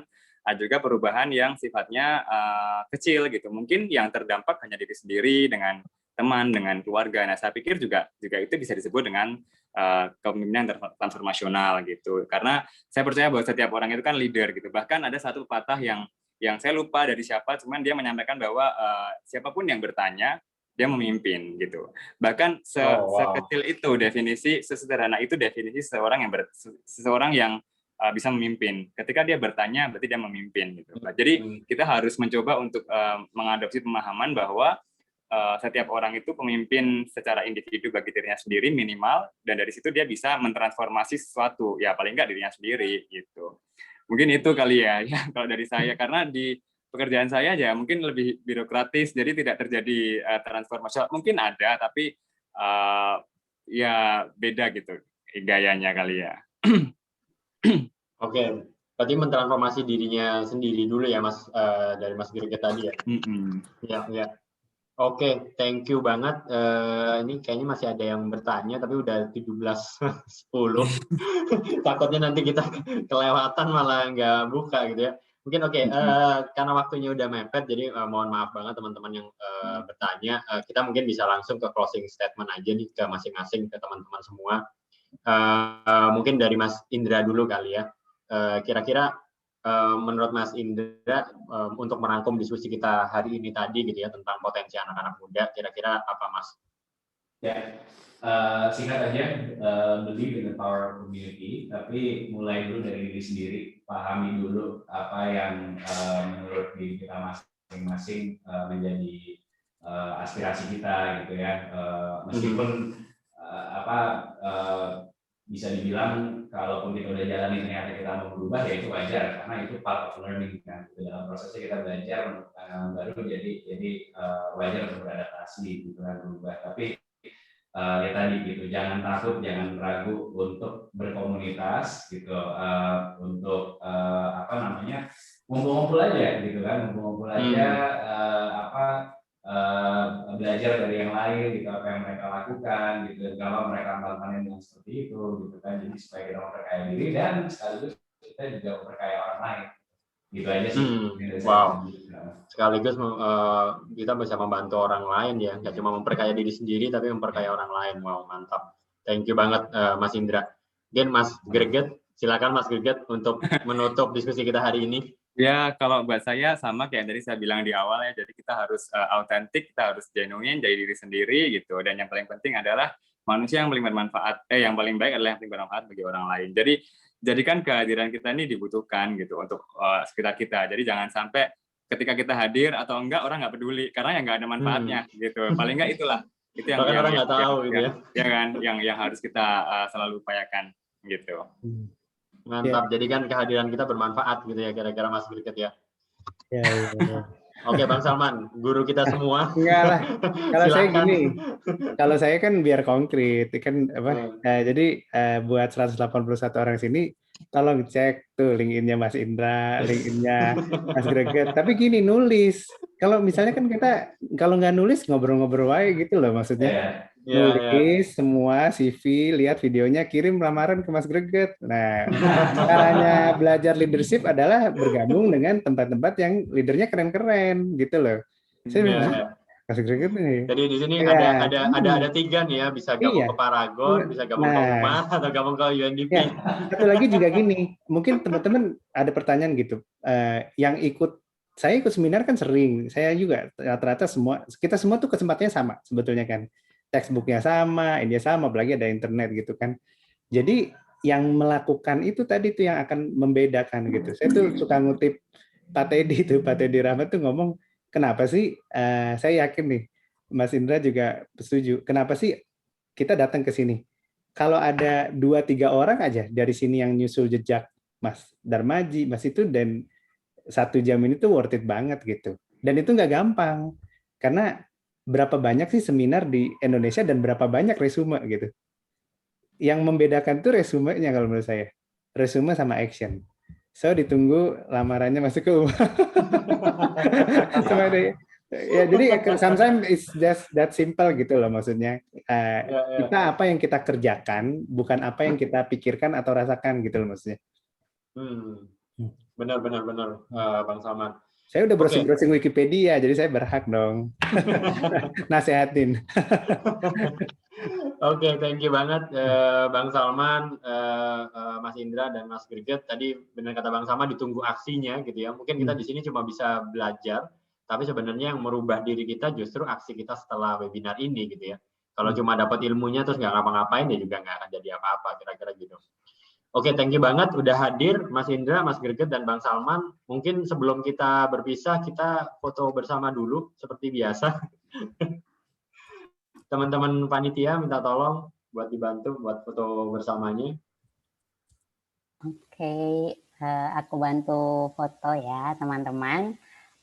bisa dinyalakan kameranya, bisa saling tersenyum. Mungkin kolom chatnya saya izin nonaktifkan dulu karena biar nggak muncul.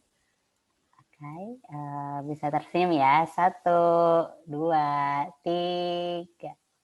Oke, sebentar aku ke slide selanjutnya. 1, 2, 3.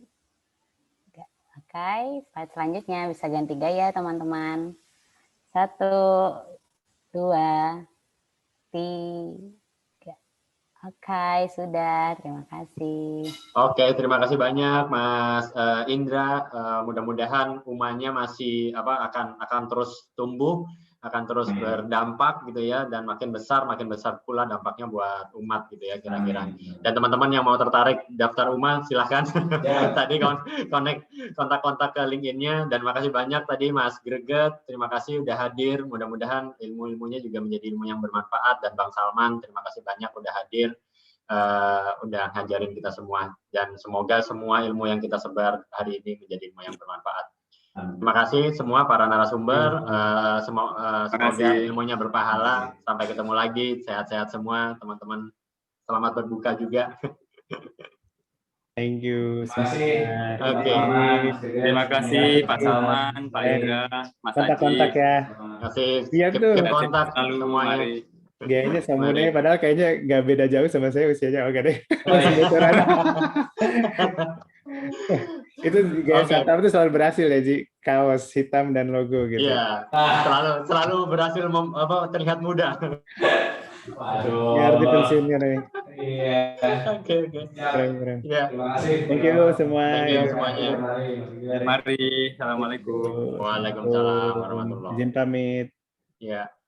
Oke, jadi itu tadi teman-teman semua diskusi kita hari ini gitu ya tentang potensi anak muda. Mungkin buat ngerangkum sedikit aja, aku selalu berusaha menutup diskusi kita dengan sebuah cerita gitu ya.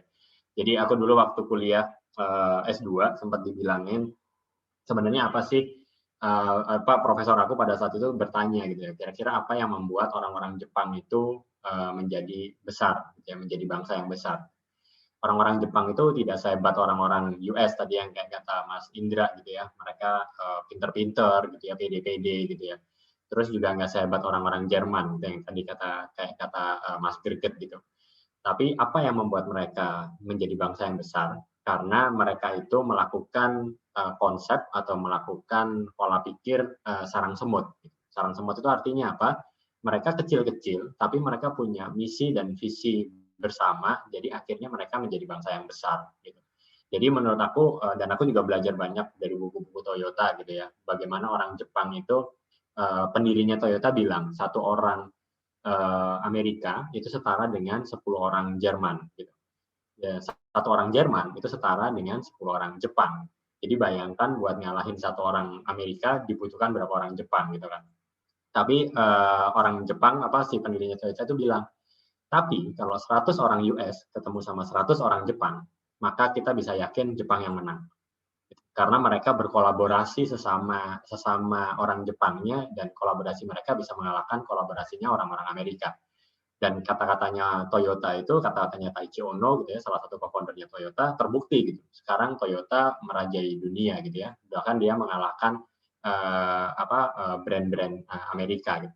Jadi mungkin ini yang bisa kita ambil juga buat teman-teman buat kita sesama orang-orang Indonesia. Tadi kayaknya 3 orang narasumber kita membicarakan hal yang sama, bahwa kolaborasi itu yang sangat penting gitu. Jadi berhentilah kita jadi anak muda gitu ya, kita saling iri, saling julid gitu ya, sesama anak muda yang lain, udahlah gitu, sesama komunitas saling iri-irian gitu. Lebih baik kita berpikir solusi apa yang mau diselesaikan bersama, dan sesama anak muda kita berkolaborasi, mudah-mudahan kita bisa tadi pola pikir sarang semut orang Jepang, melakukan hal kecil-kecil tapi terconnected, akhirnya menjadikan sesuatu yang besar.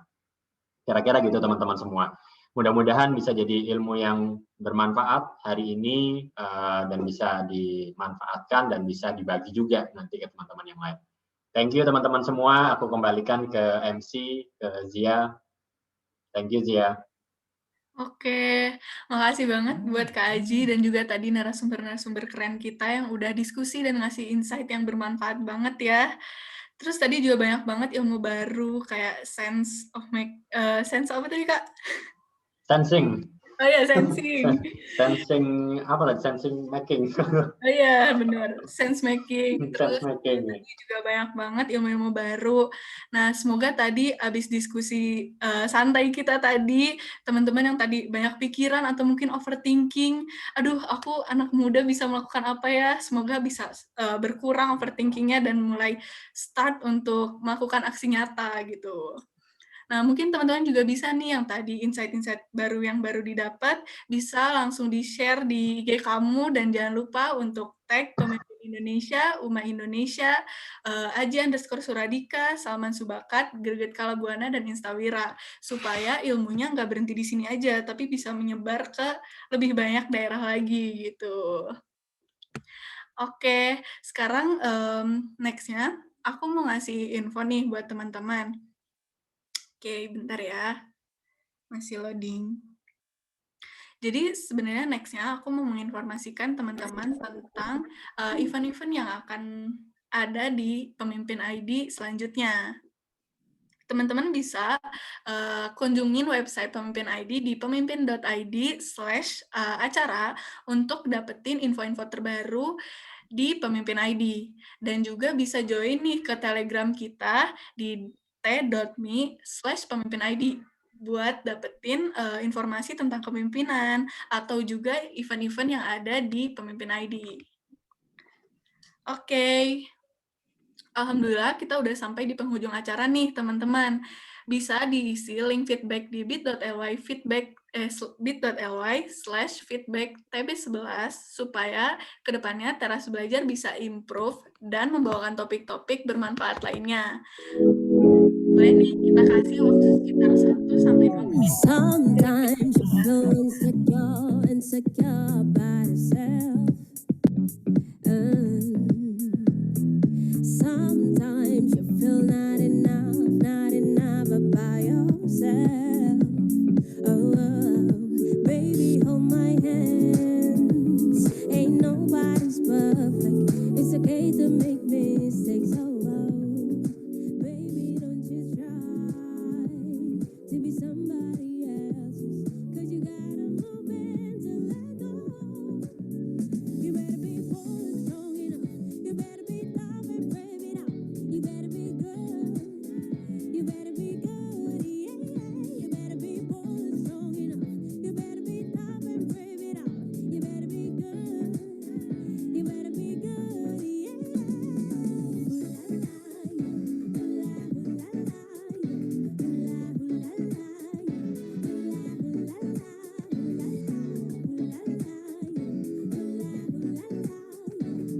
Teman-teman yang tadi nggak bisa buka linknya, bisa di-refresh aja ya. Sekarang udah dibuka lagi linknya.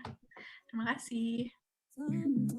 Nah, sambil teman-teman pada ngisi nih, aku juga mau menginformasikan sesuatu. Jadi, tadi kita udah merhatiin nih, beberapa audiens di sini udah aktif banget buat nanya-nanya, buat sharing-sharing di Instagramnya juga. Jadi, sekarang aku mau ngumumin pemenang dari pemenang audiens teraktif di Teras Belajar ke-11 kali ini. Nah, selamat buat Salsan Nura 250 dan Afrian Deki Mahendra. Buat para pemenang bisa langsung kontak Narahubung Fadli dengan nomor yang tertera untuk klaim hadiah kamu ya. Selamat sekali lagi buat teman-teman yang belum dapat hadiah dari Teras Belajar nih, jangan berkecil hati karena next-nya bakal banyak lagi kegiatan-kegiatan Teras Belajar yang bakal kita lakuin. Jadi jangan lupa datang juga ya.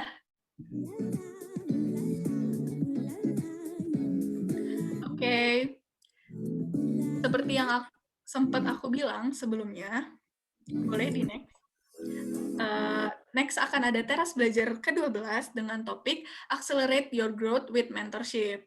Buat teman-teman yang sering dengar nih mentor atau mentorship program tapi nggak tahu itu tuh apa, terus kayak gimana sih cara dapetin mentor atau buat apa sih mentor itu, bisa banget nih daftar di bit.ly/daftar TB12.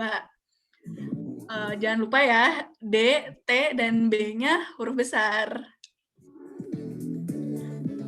Nah, mungkin itu bakal jadi slide terakhir di teras belajar ke-11 kali ini. Sekali lagi, aku mau mengucapkan terima kasih banyak buat Kak Aji dan buat teman-teman yang udah hadir di teras belajar ke-11 kali ini.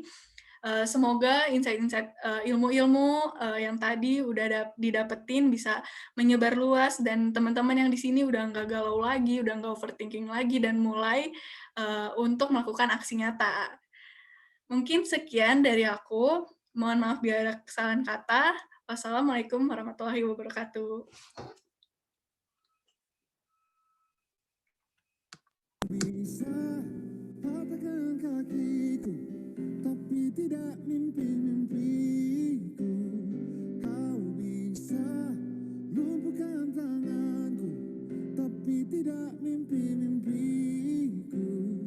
Kau bisa merebut senyumku, tapi sungguh tak akan lama. Terima kasih ya teman-teman yang udah hadir. Sampai bertemu di teras belajar ke-12.